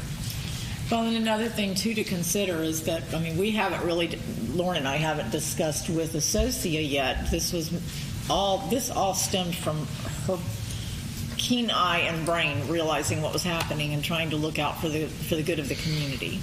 And one of the things that we're needing to discuss with Associa is that when they do an independent contract, do they have a checklist? Because other places that I've worked, part of hiring an independent contractor is making sure that you don't have somebody that you don't want inside your facility working with your members and your children. So that involves a background check sometimes. So I don't know if Associa requires that or not, but it's something that I'm going to be looking for. I don't want the thought of somebody working with the children in this community and finding out that they had some kind of distasteful background sickens me. So that's something that I think should also be looked into. Our resident volunteers on our risk assessment committee and the insurance committee also raised this issue, and we're concerned about it. Yeah, it's just too prevalent in today's society. As management, I know I wouldn't say anything. I think you should add a limit on the liability as far as what's required, like $1 million. Yes, sir. Absolutely. We have that already in mind. Okay. Yep, it's already covered. Thank you. I wanted to give like $25,000. Yeah, absolutely. Because that wouldn't cover the attorney's costs. Thank you. No offense. Well, we have an attorney. I thought. Ron? Let's not get crazy here. You going to do PI now? I got my limitations. Ready to vote? Good question. Do you really want a free soccer camp? Exactly. Yeah. I think that person ought to be required to have the same. Well, if it's not a resident, they won't be in here anyway. They'd have to go through the process with the application, the insurance, etc. And they'd have to do that through Kathy and Lauren. They should be treated as a vendor, not just a freebie. Yes, sir. Correct. Absolutely. There's no free lunch. I'm sorry. I just no free lunch. Any other questions? Call the question. Are we going to wait for the policy and the procedure, the written document, before we vote? Well, the document's an operational thing. You don't really have to vote on the language of that unless you, I mean, I would still end up taking it through the risk management committee because I'd feel better having their eyes on it to make sure that there's nothing that we're missing that she would feel and they would feel was pertinent. I think it's important we get this implemented because there's current issues right now that we have some anxiety over. All in favor? Aye. Aye. Unanimous. Thank you. Excellent, Lauren. Thanks, Lauren. Thank you. Next, we are going to move to the Art Review Committee. Grady Stevens. Tonight I've got 4 motions that I want to cover. All of these are related to our design review or our architectural review committee, the guidelines that we all have to abide by, the guidelines that we should know, the guidelines that we did agree to when we moved here, when we bought our homes here.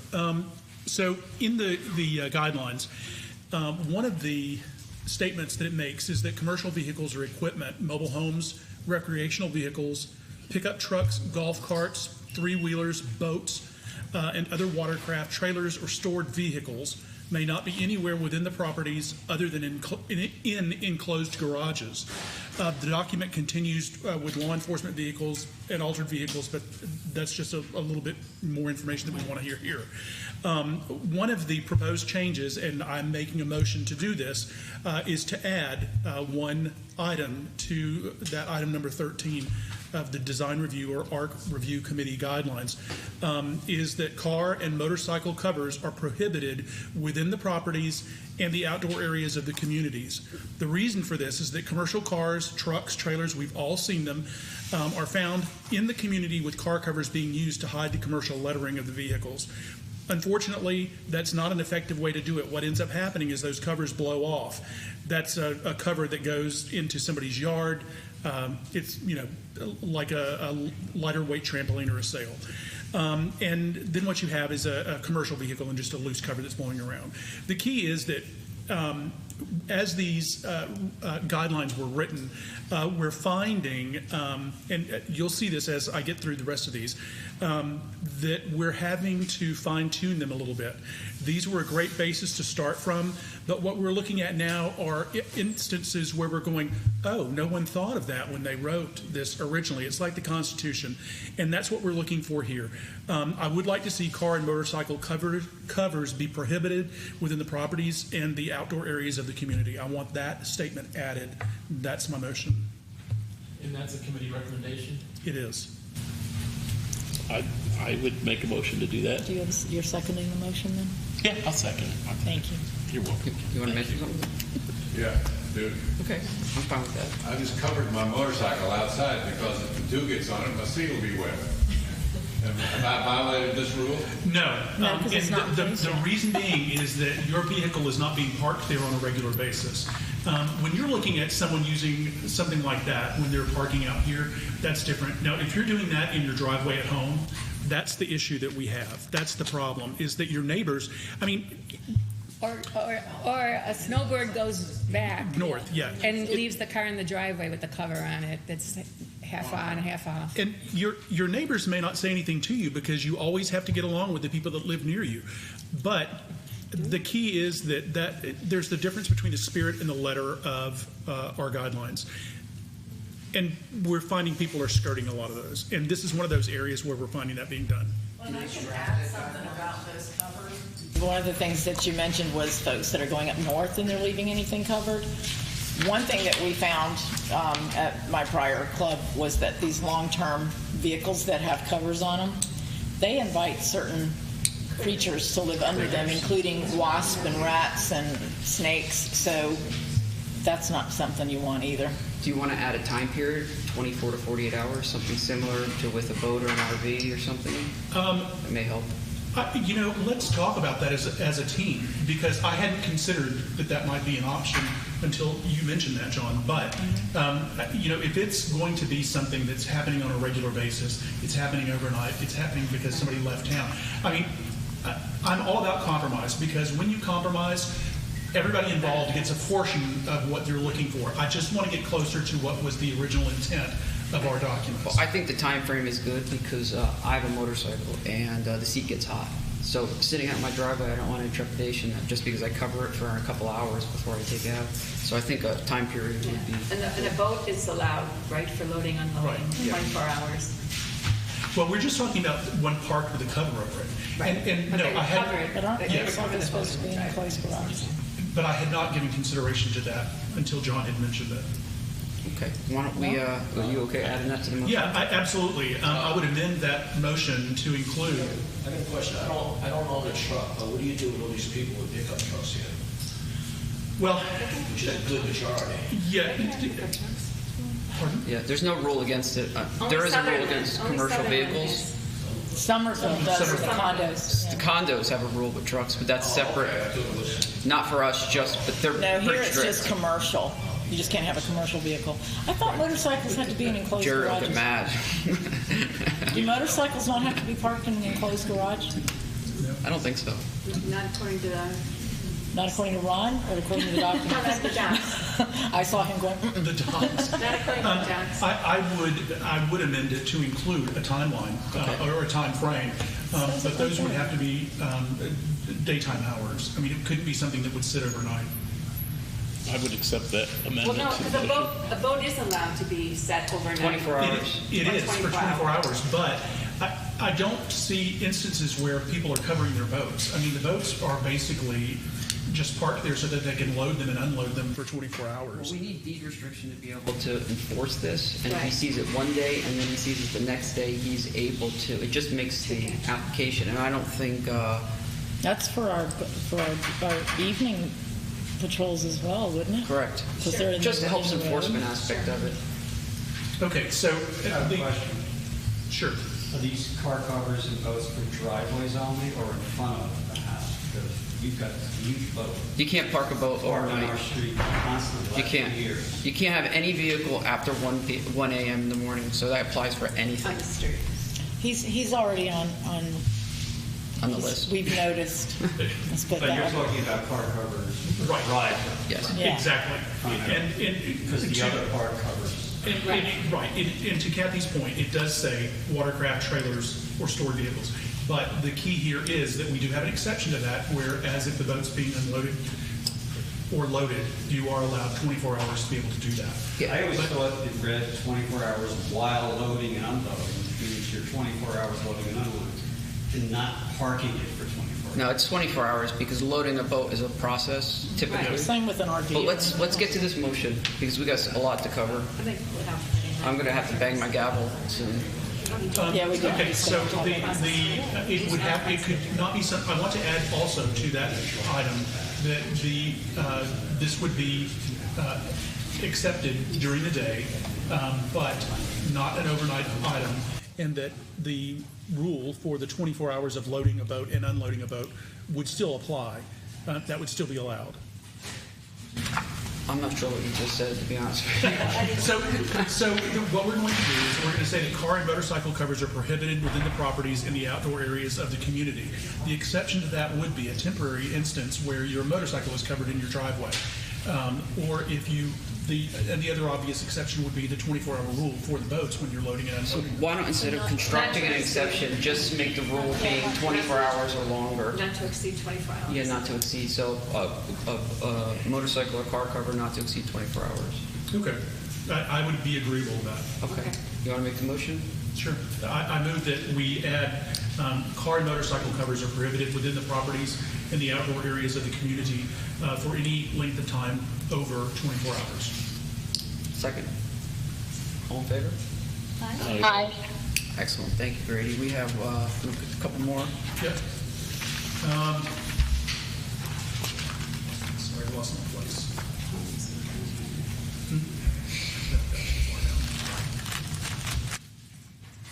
Okay, the next is in regards to painting, or I'm sorry, the common vendor landscape fences.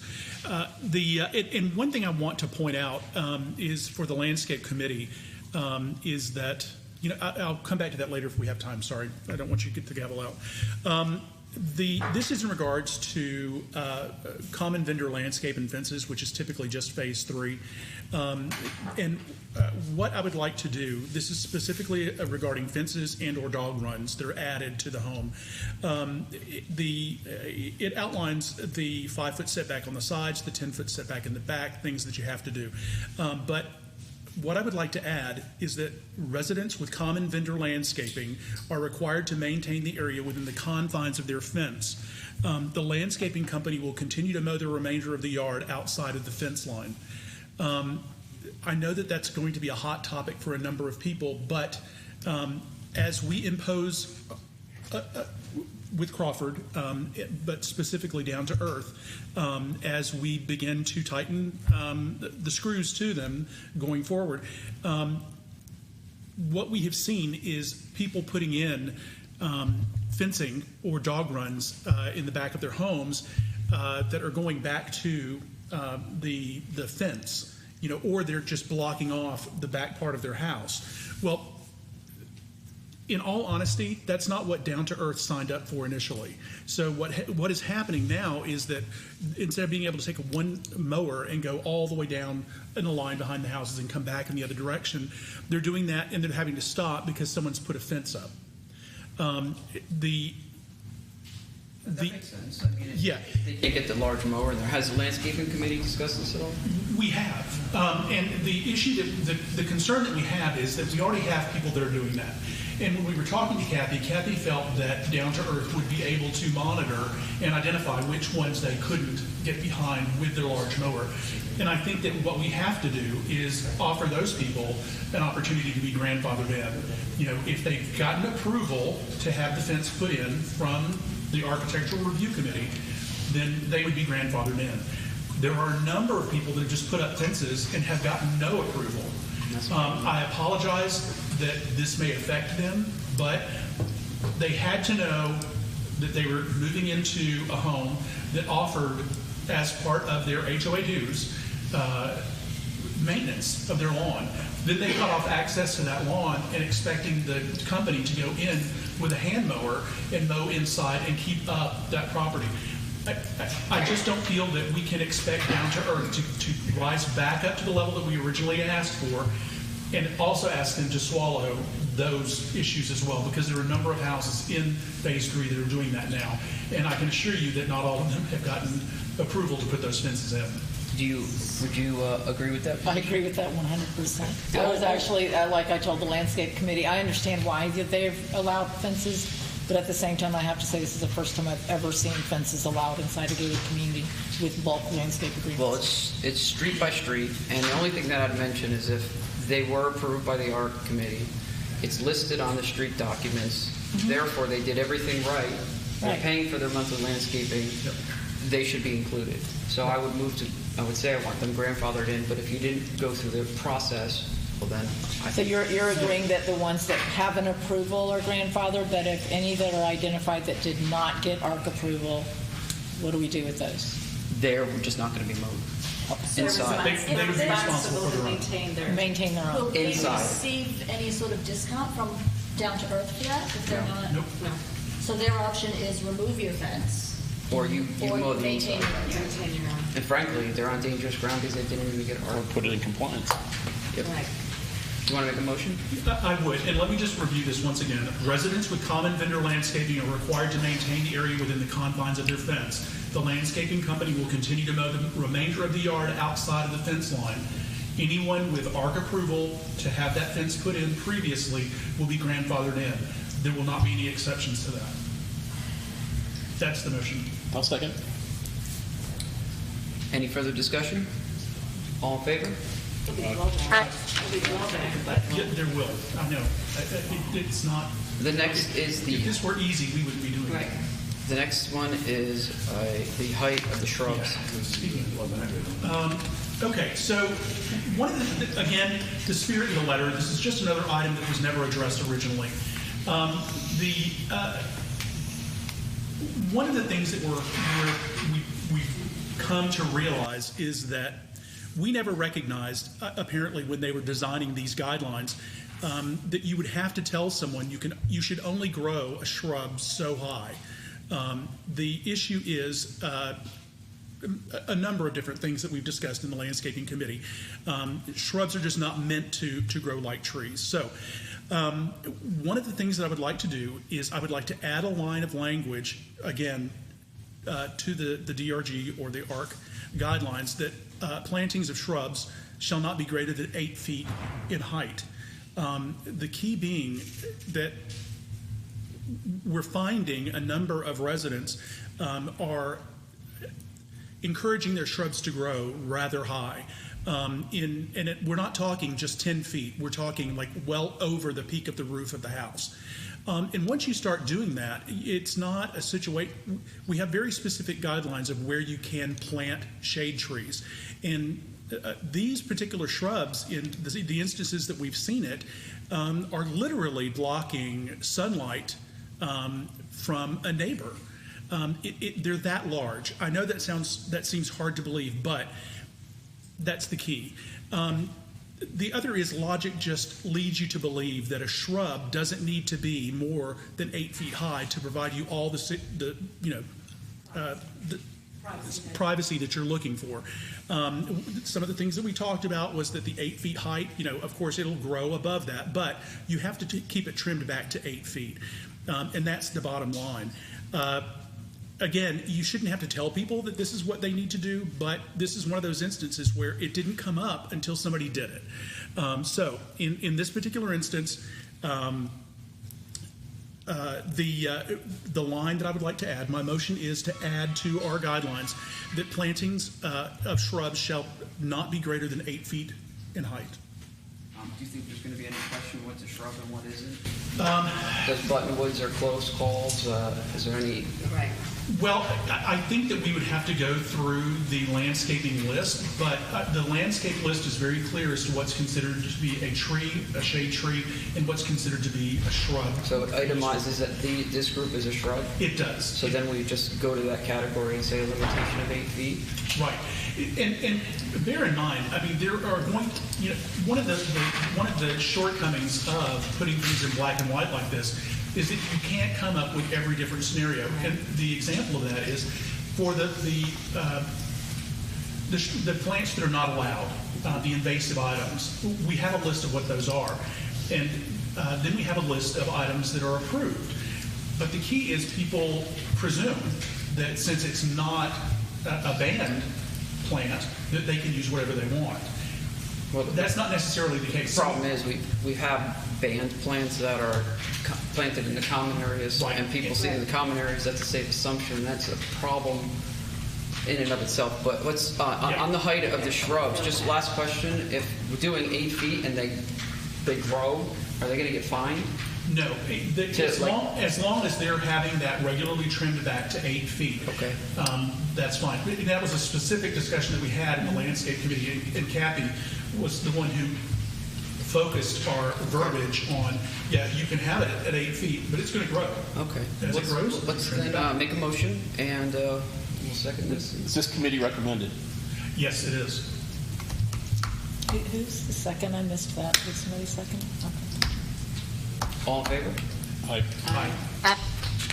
Aye. Next is house painting. This one's not that bad, but in this particular instance, and I know that we recently allowed our residents to begin using any paint color scheme. That's down approved. Yeah, any approved paint scheme. any approved paint scheme. If it's phase 3, you can use it in phase 1. However, you just have to stay within that, suggested section, for body color, trim color, things of that nature. The palette. The palette, yes.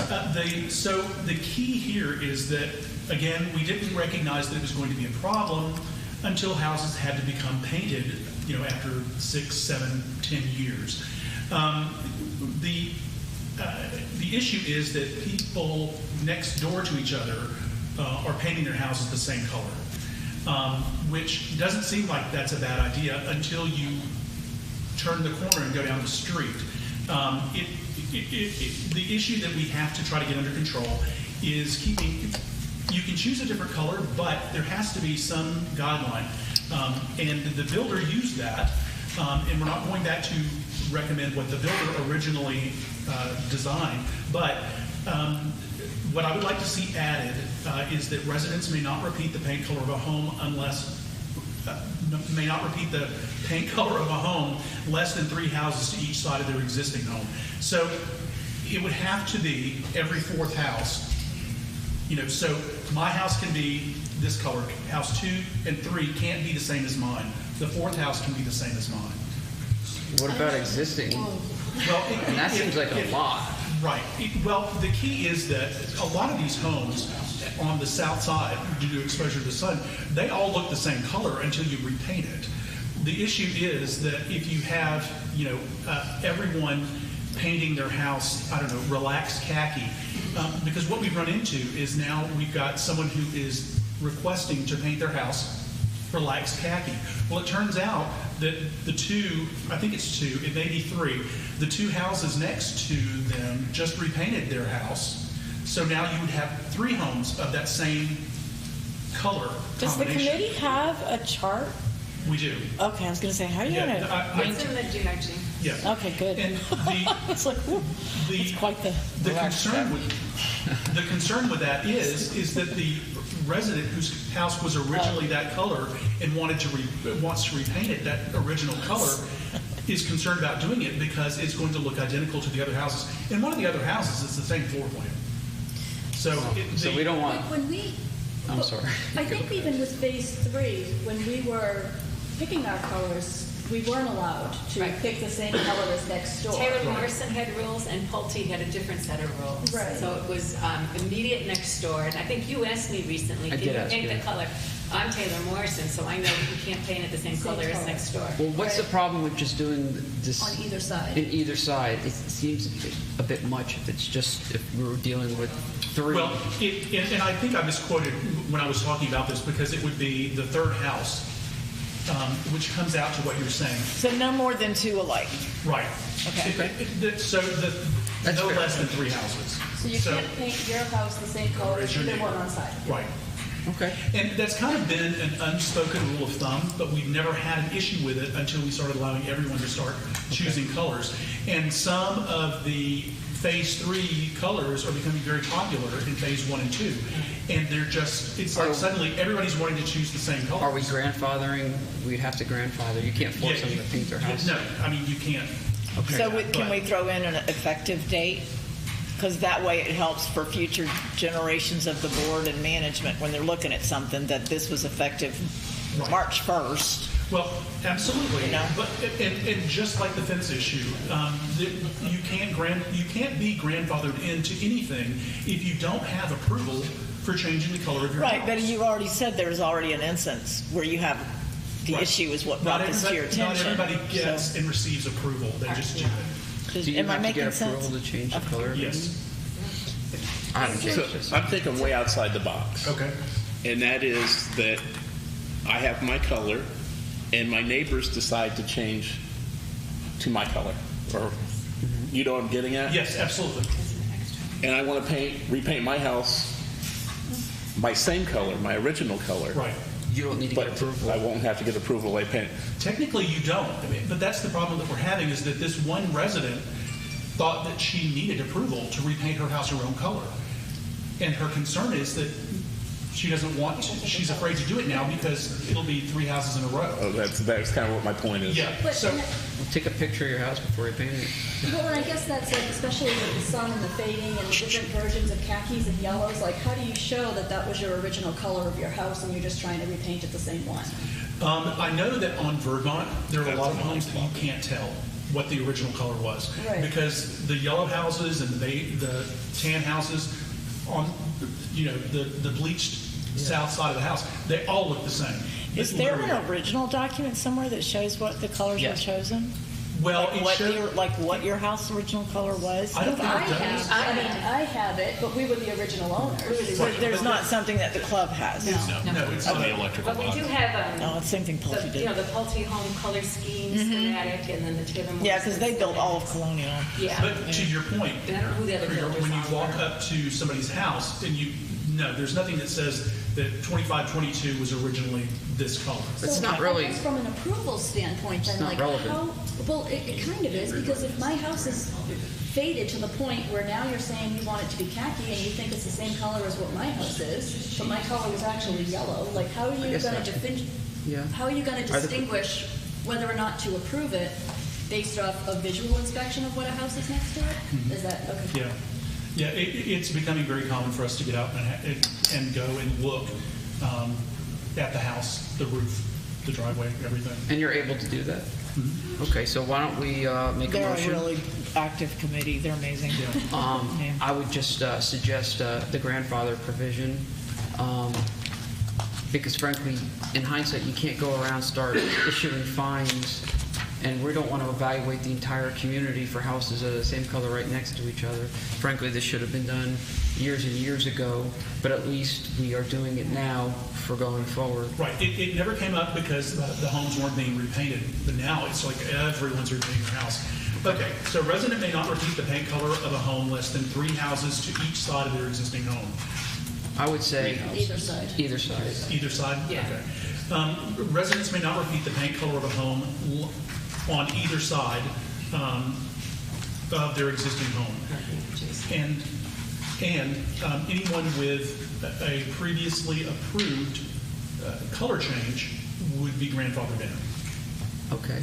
So why don't we say, rather than change their color to a color that is on either side, because they would have to go through ARC approval to change the color. Right.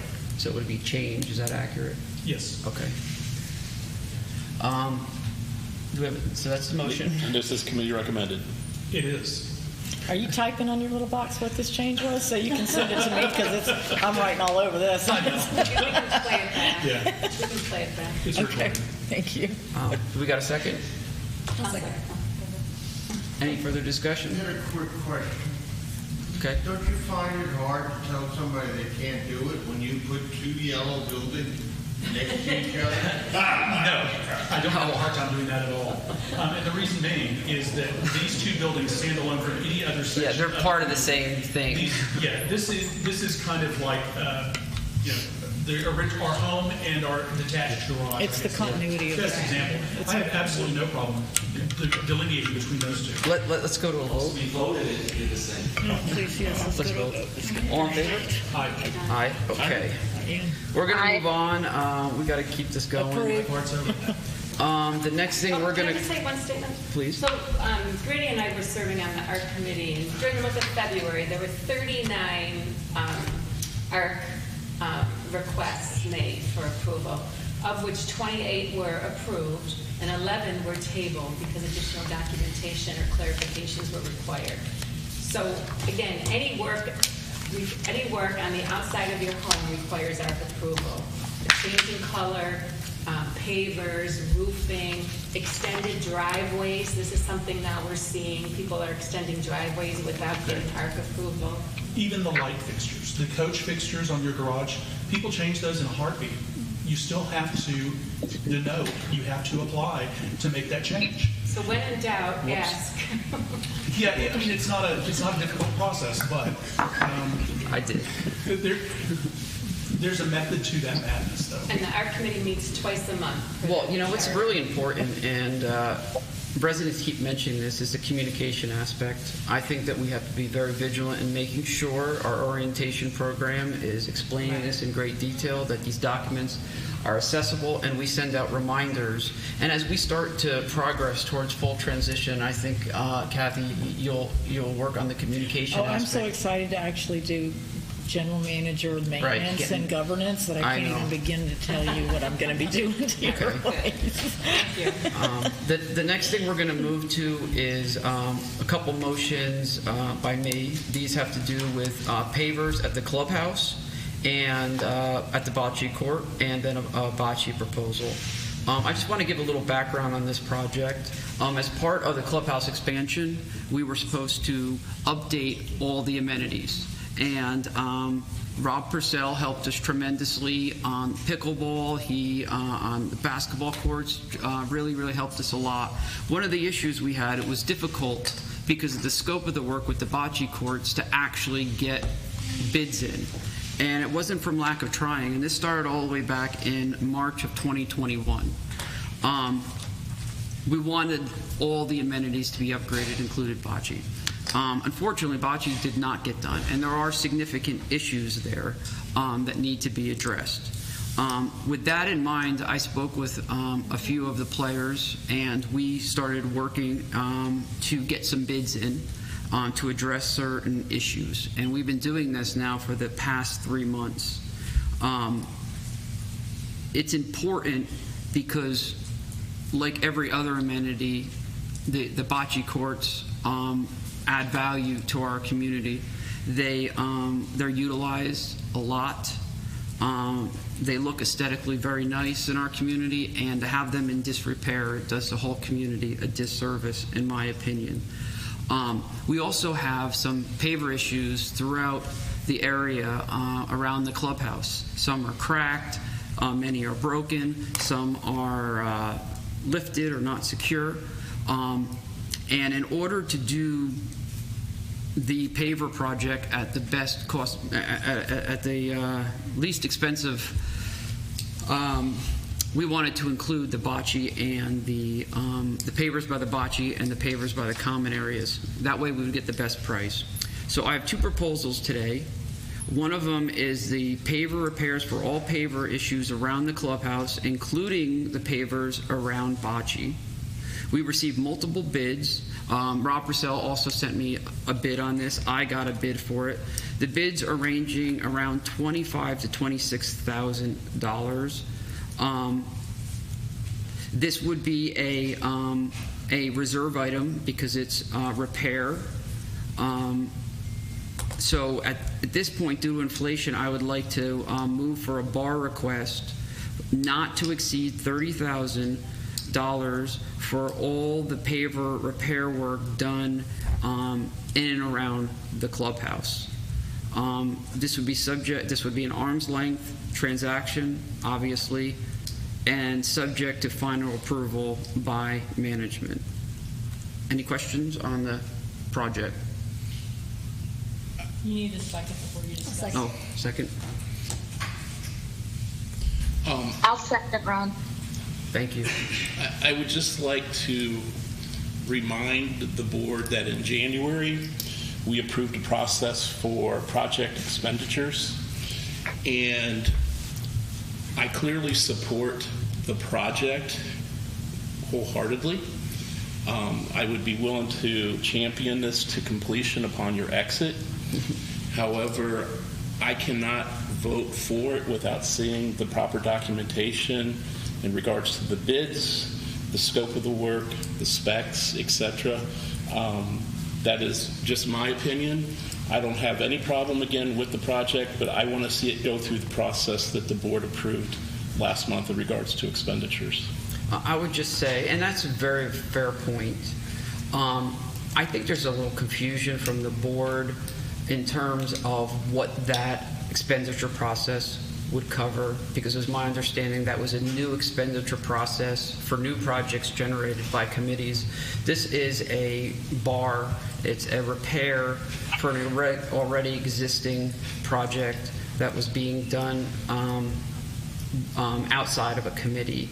The work on this started over a year ago, well before this expenditure process was in place. And frankly, it should have been done already with the other amenities. And so that's my 2 cents on it. But, you know, it's a fair point. And I respect your hard work on this for a couple of years, but I just cannot vote for something that's an expenditure of between this and the Bocce of almost $60,000 without seeing the scope of the project, the specs, the bids, etc. It's time for transparency on it. I just have a question. So with the whole process, the new approval process, that's coming from committees who there's, you know, a lot of effort and time put into this. In this instance, who would be doing this? Like to be gathering all of that information? I'm gathering all the information. I've got all the bids. Now you have to look at this. This isn't a standard, hey, let's go and redo the tennis courts. This is a very, very involved project. We're dealing with multiple contractors, and I'm almost having to act like a general contractor in a way.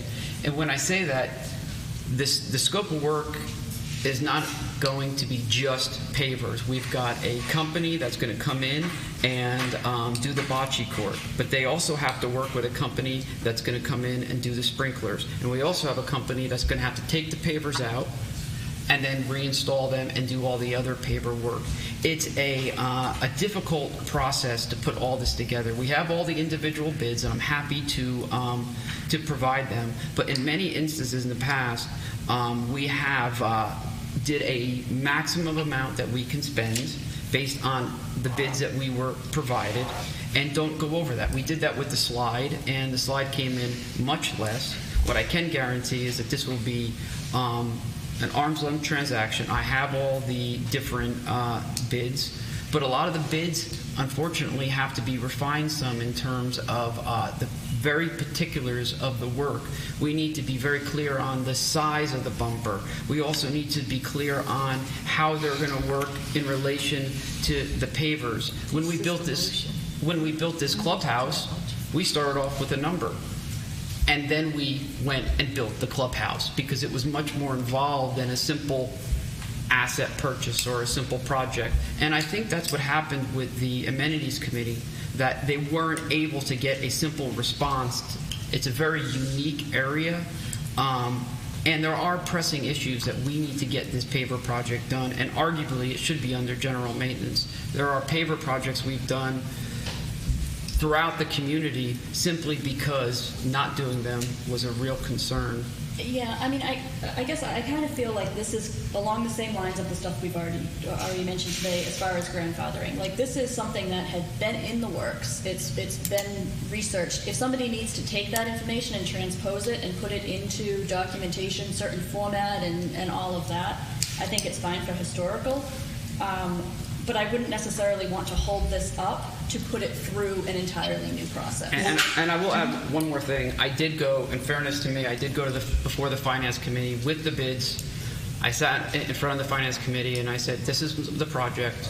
I asked for any objections, and the only question was it an arm's length transaction? And at that point, no one mentioned anything. I spoke to the people that put a lot of work into this and said, we're going to go forward with this, and I'm going to raise it at the committee. Well, for management, the only thing I would ask, because I haven't seen any documentation. Well, I was going to get word stuff, and it's, as you'll note, it's subject to management signing off on it too. Yeah, I just seen the bids, that's all. Ron? Yes. It's my opinion that this was old business and that this would not require the paperwork that was approved from January. And there is an urgency with the pavers at the clubhouse, and I would hate to see that delayed for any liabilities and issues that come up with it. And it should have been done with the project, so I'm okay with moving forward. And just for a little appeasement, I will visit with the finance committee when the actual every single detail is presented. I'm just looking for authority to proceed right now, and all the finishing touches will be under that number. It will be presented to the finance company and signed off by management. You just have to give me authority to proceed. It's not meaning we're signing a check or anything. And what were the not to exceed numbers again? One was 30,000 for the paver project, and that's not just for Bocce. That is, in fact, the paver projects around Bocce are technically not Bocce. Just like the paver project around basketball was not basketball. It is a paver project for the clubhouse that is extremely necessary, extremely. The Bocce portion is 27,000, and we have, and that would be a bar also because it's repairing existing conditions. And like I said, I will follow up Did with. you say that's not to exceed 27? Not to exceed 27,000. So there'd be 2 bar requests. Mr. Purcell, do you mind if I ask you a couple of questions? Sure. The Bocce court was an amenity that the homeowner association took under its responsibility, right? Correct. When you and I met, when I first got this opportunity to serve on the board, you and I met, and you had told me the timeline that you've been working on. And I think that you told me that the pickleball courts and the tennis courts had been refurbished, so to speak. There were a couple of items left on that. Of course, the basketball court had to be redone because of the clubhouse. Are there others? Is Bocce, this is separate from the paver bricks, but is the Bocce court the only sport amenity that we haven't refurbished yet? I believe so, yeah. The only one that needs to be refurbished, yeah, I mean, there's plenty of other amenities. Right. And, I mean, I thought that that's what you had mentioned to me, but it's been months. It hasn't been touched yet, and it's getting to the point where it's in.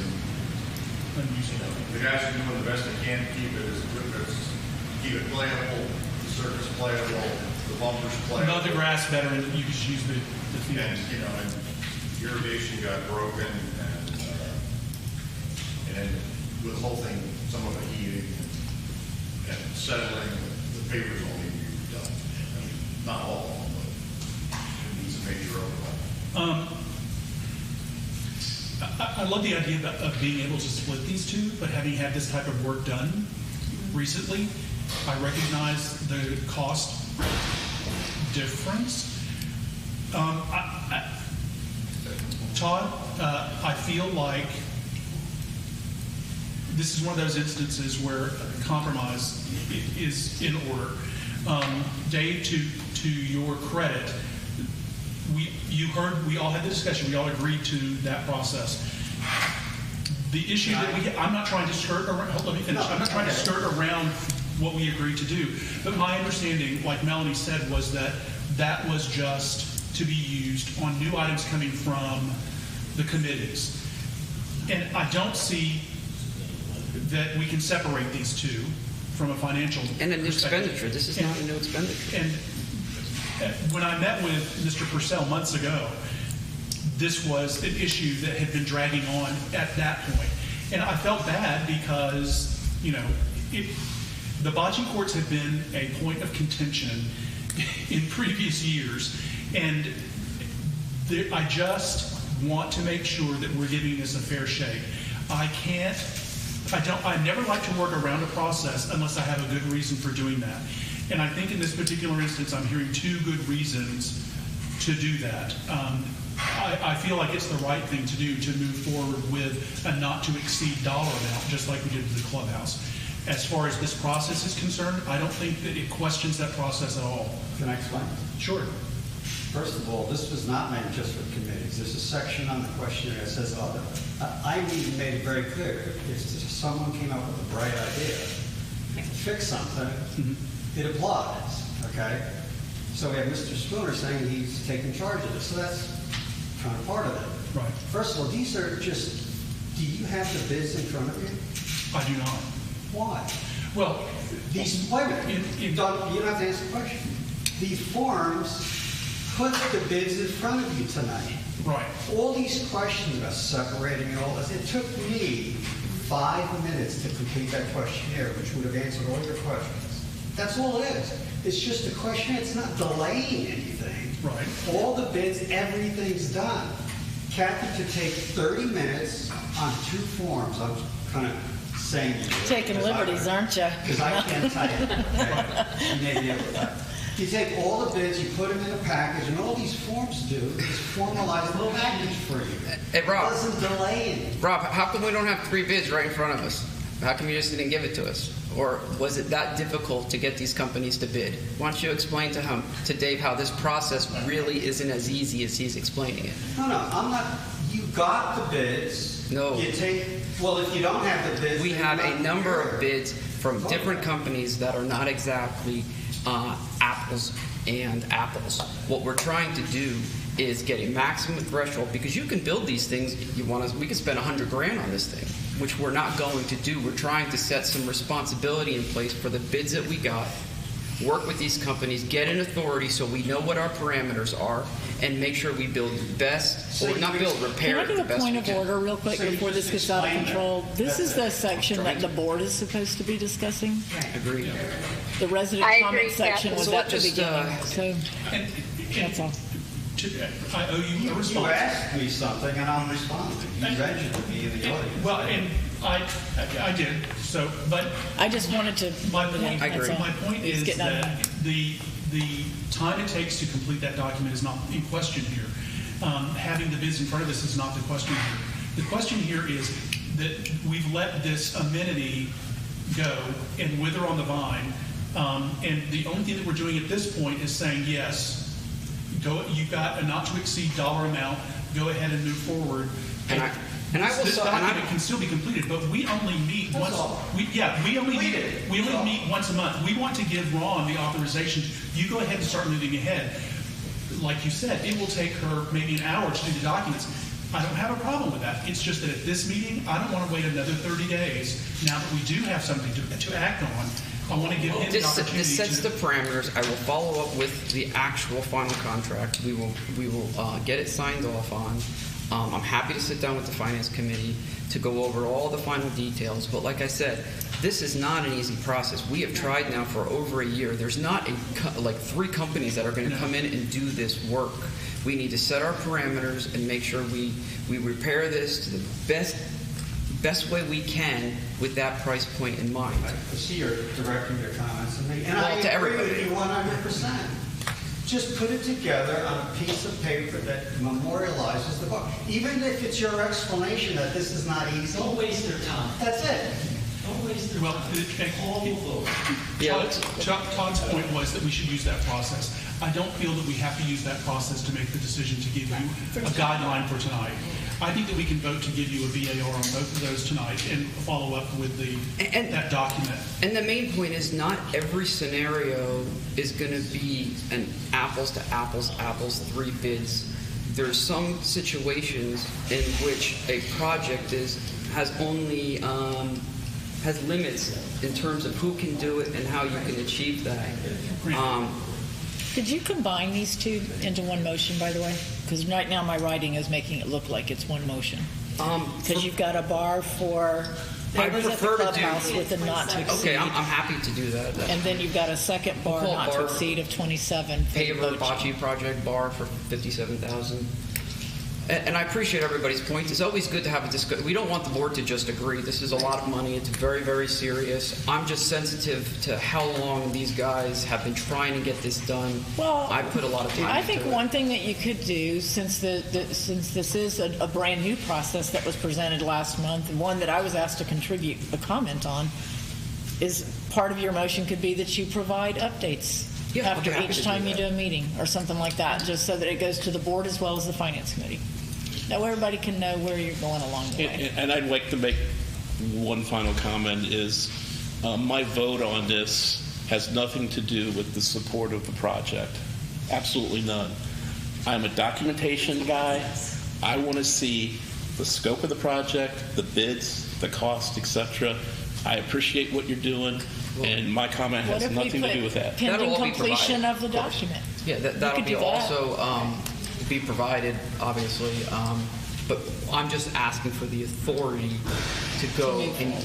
If you're willing to modify your motion, that you will provide the necessary documentation that a project of prior to commencement of work. How's that? prior to, this is $60,000 of our money, and and again, it has nothing to do with me supporting the project. It's about, let's do it the right way, let's get it documented, and put it to bed. I totally want to do it. And I'm fully supportive of that, and why don't we make the motion? I move for a bar request for Bocce and Paver repair work for the amount not to exceed $57,000, and when the final contract is completed, I will submit that and for you guys to look at. I'll second that. All in favor? Aye. Aye. And I appreciate, thank you. I appreciate the discussion, and I agree. I appreciate your help, your work. It's not been easy for a couple of years. It has not been. The next thing is, I got one more. I can present that one if you want, as far as to you give can the do background the on it. I'll just do the background. I can't do a motion Thank because I'm not a board member, but the motion itself is quite simple. We put this really on the pool vendor on here as a formality, and it goes to also the comments that were made earlier in the meeting. I think he's actually gone. Bless him, because I really wanted him to hear. What happened this week was on Monday, while the whole world was at the pool, Lauren and Brian, on his first day, had a vendor that had responded to an RFP that she put out for 3 bids on a new pool vendor. And it is because who was currently working for you had apparently put in an estimate for a contract, but it was never actually a signed contract. And then when we pursued them to receive the documentation that we're required by Associate to have to pay invoices, one of those is certificate of insurance and business license. And we discovered that the person that's been working on your pool is residentially licensed, not commercial. This pool is a commercial pool. It is a very complicated system. I don't know if you know it or not, but you have 140 pool filters out there just servicing this one pool. Well, when Brian was here on Monday with Lauren, they went to inspect because someone had mentioned that there was noise coming from one of the things. I think you went with them, actually. And Brian immediately was able to identify some things. And when they opened the lids to the pool filters, apparently you could grow some penicillin in there. It's pretty bad. So they contacted the company, who gave no real excuse. And it also turns out the former company, when it came to repairs, there's partners in this group, and they've got one guy that comes in and he has somebody come in and he checks your chemicals, gives the sides a little brush, and off he goes.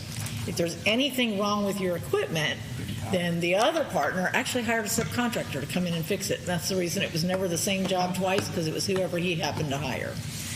This group that Lauren pursued 3 bids, which is the proper process. This one that's coming in is actually going to do the job for less money than this other operation was doing. They are licensed and insured for commercial. They not only sent a bid with or an estimate and a bid with the RFP that she sent, they made an appointment, came out here, actually inspected the equipment at no charge to let you know what is going on with this.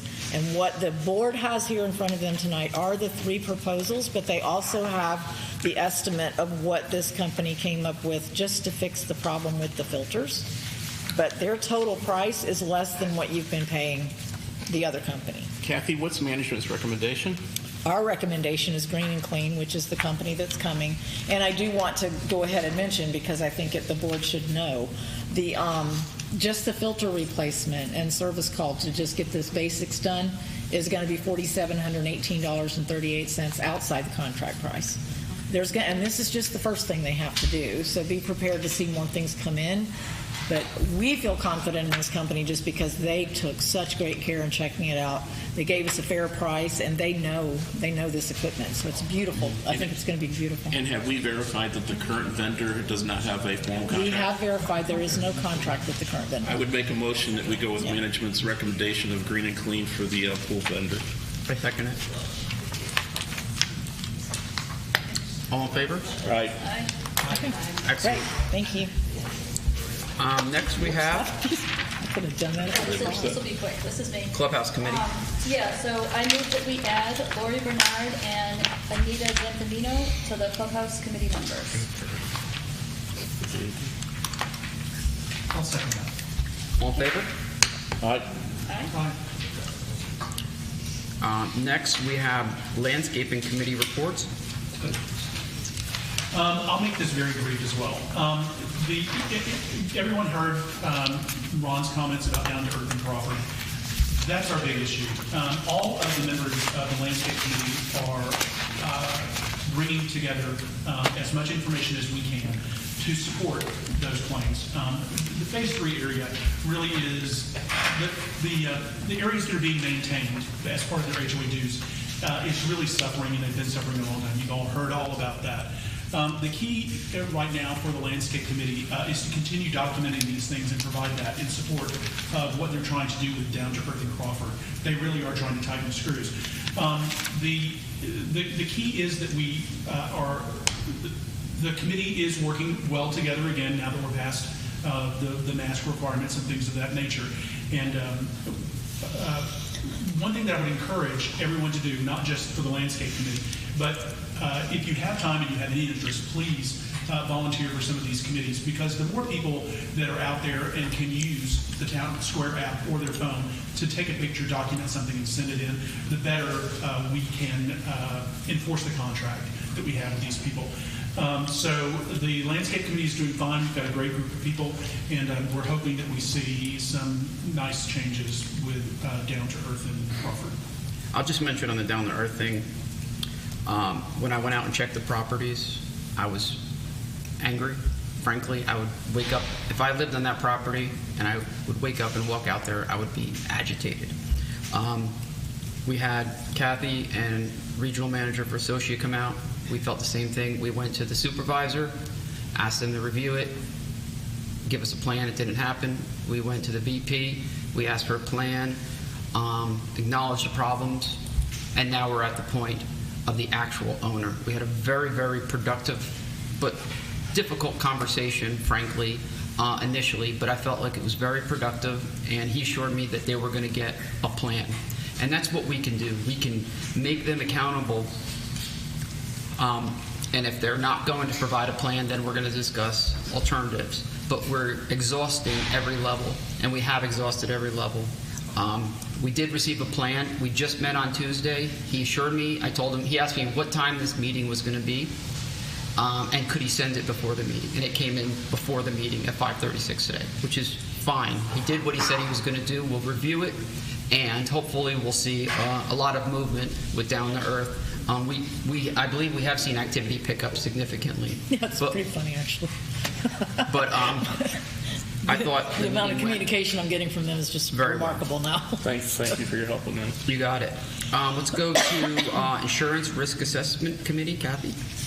I don't have anything to add. I know you were saying associate, you're waiting on the day for associate to come in and do the inspection, and I think, Craig, you may want to talk, we're probably due for a periodic walkthrough of the community. Correct. We were hoping to dovetail that. Well, I always think that we should do it around the same time, Right. and then we compare our notes. Yeah. I'm going to be meeting with Associa, hopefully VP next week, and there's, like I said, there were some issues. That was one of the things I expected, was a calendar for their periodic inspections. Again, nothing to do with local. Thank you, Clubhouse and the Social Committee. Yeah, so social committee, so obviously, Lauren is absolutely amazing, and as everybody's saying, we're just thrilled to have Associa here. A few individual members have been working directly with Lauren on some items. The social committee was originally established because we had some residents that were feeling that there was a disproportionate amount of activities being planned. So we established the social committee, and we started to get a lot of input, which was great. The dialogue and input is great. One thing that I want to make sure that we're conscious of is, with Lauren, she has exceptional experience in planning events and activities.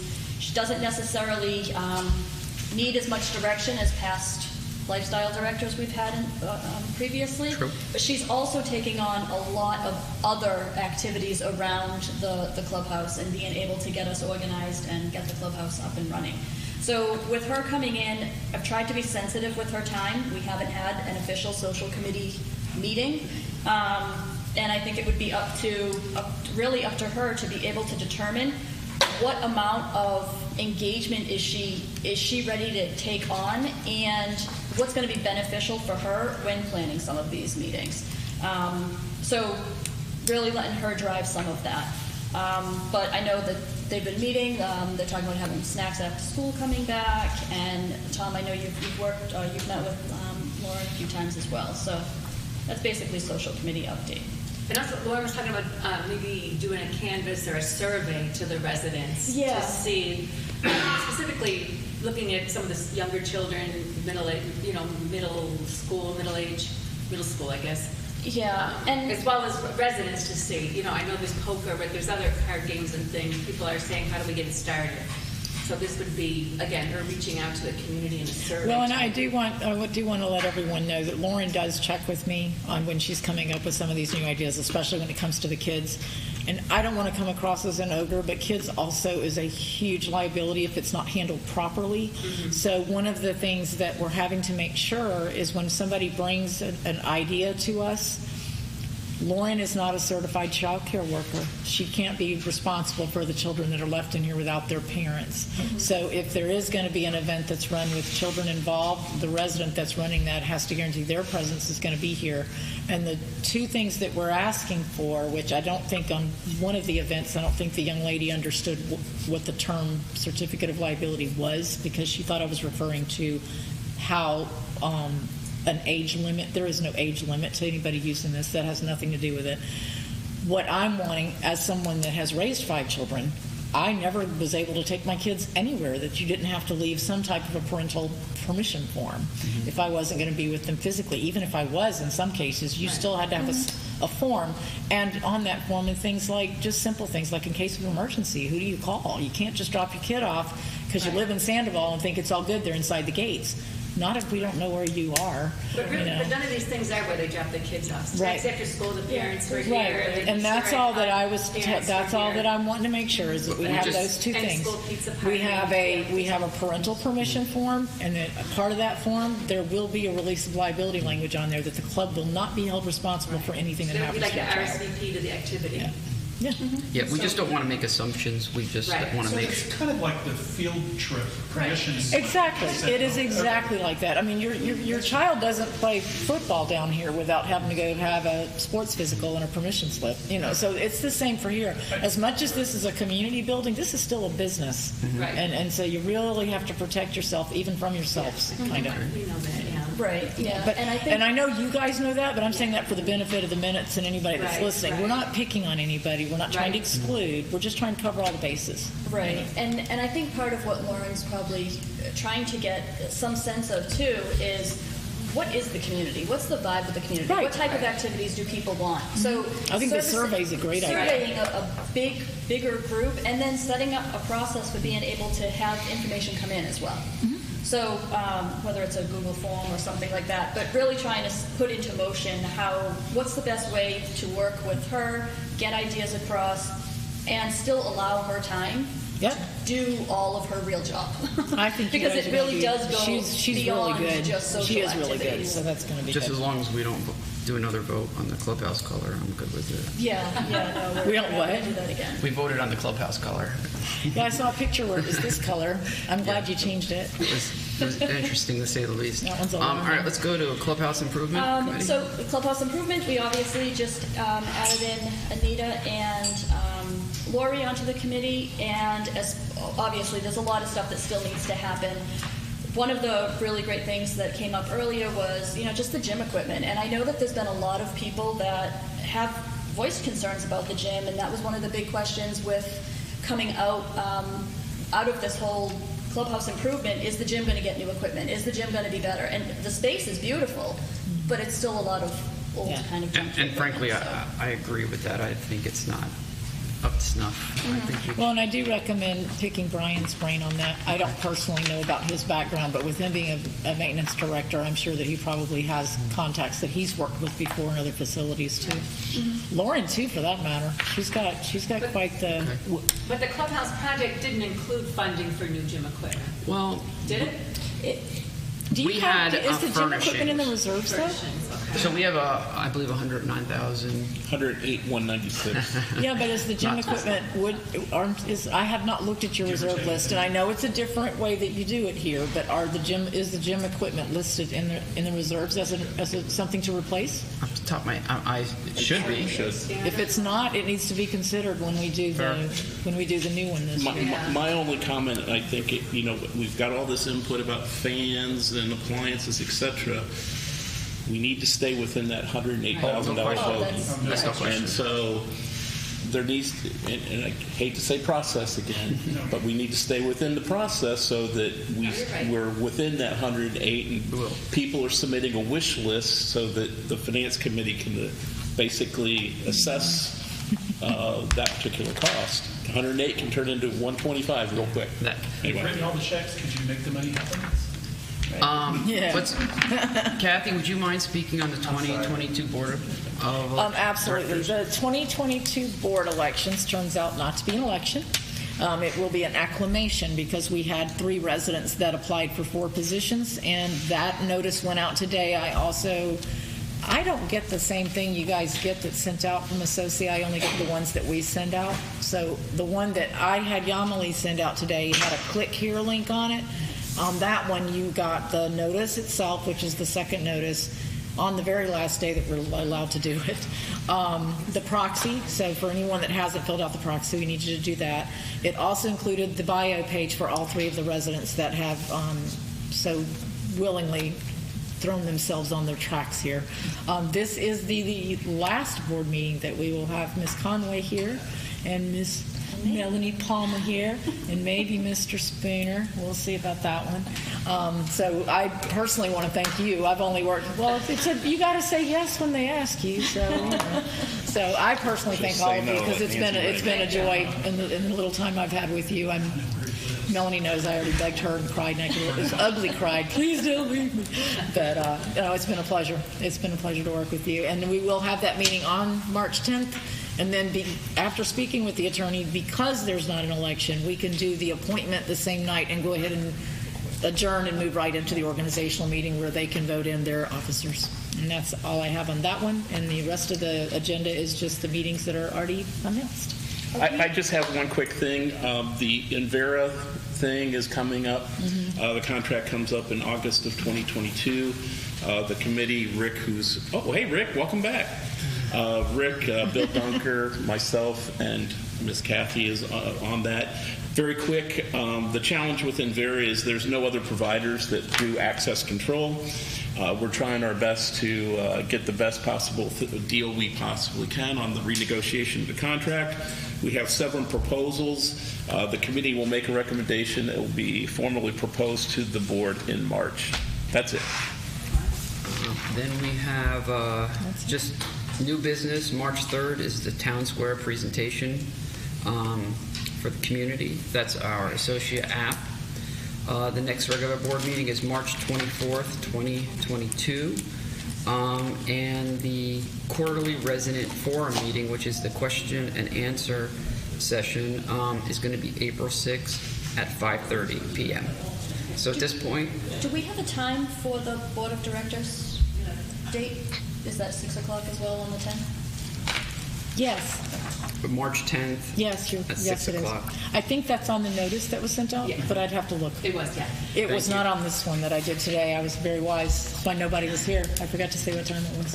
At this point, I would like to move to... I have a question. Sure. Sorry. March 3rd, the Town Square, is that going to be live streamed so people could watch at their convenience, or there's been... You have to ask the DJ back there because I don't know. If he's available, Vic, are you available to do that one live stream? March 3rd at 5 p.m. So negotiations. Okay. and before we adjourn, Vic does a lot of work for us. I want to personally thank you. Yes, that's true. A lot of work for us. Yeah, because that actually is going to be a really busy month between the 3rd with Town Square, the 10th with the elections, and then the 24th with the regular board meeting. He does need to check in with the wife first before we steal and fight that off. The boss. That's right. So at this point, I'd move to adjourn. Oh, yes, please. Second, yeah. All in favor? 8:45. Then we can just open to resident comments and... Y'all enjoy yourselves because I'm leaving. Yeah, no, you can get out of here. Thank you. Thank you.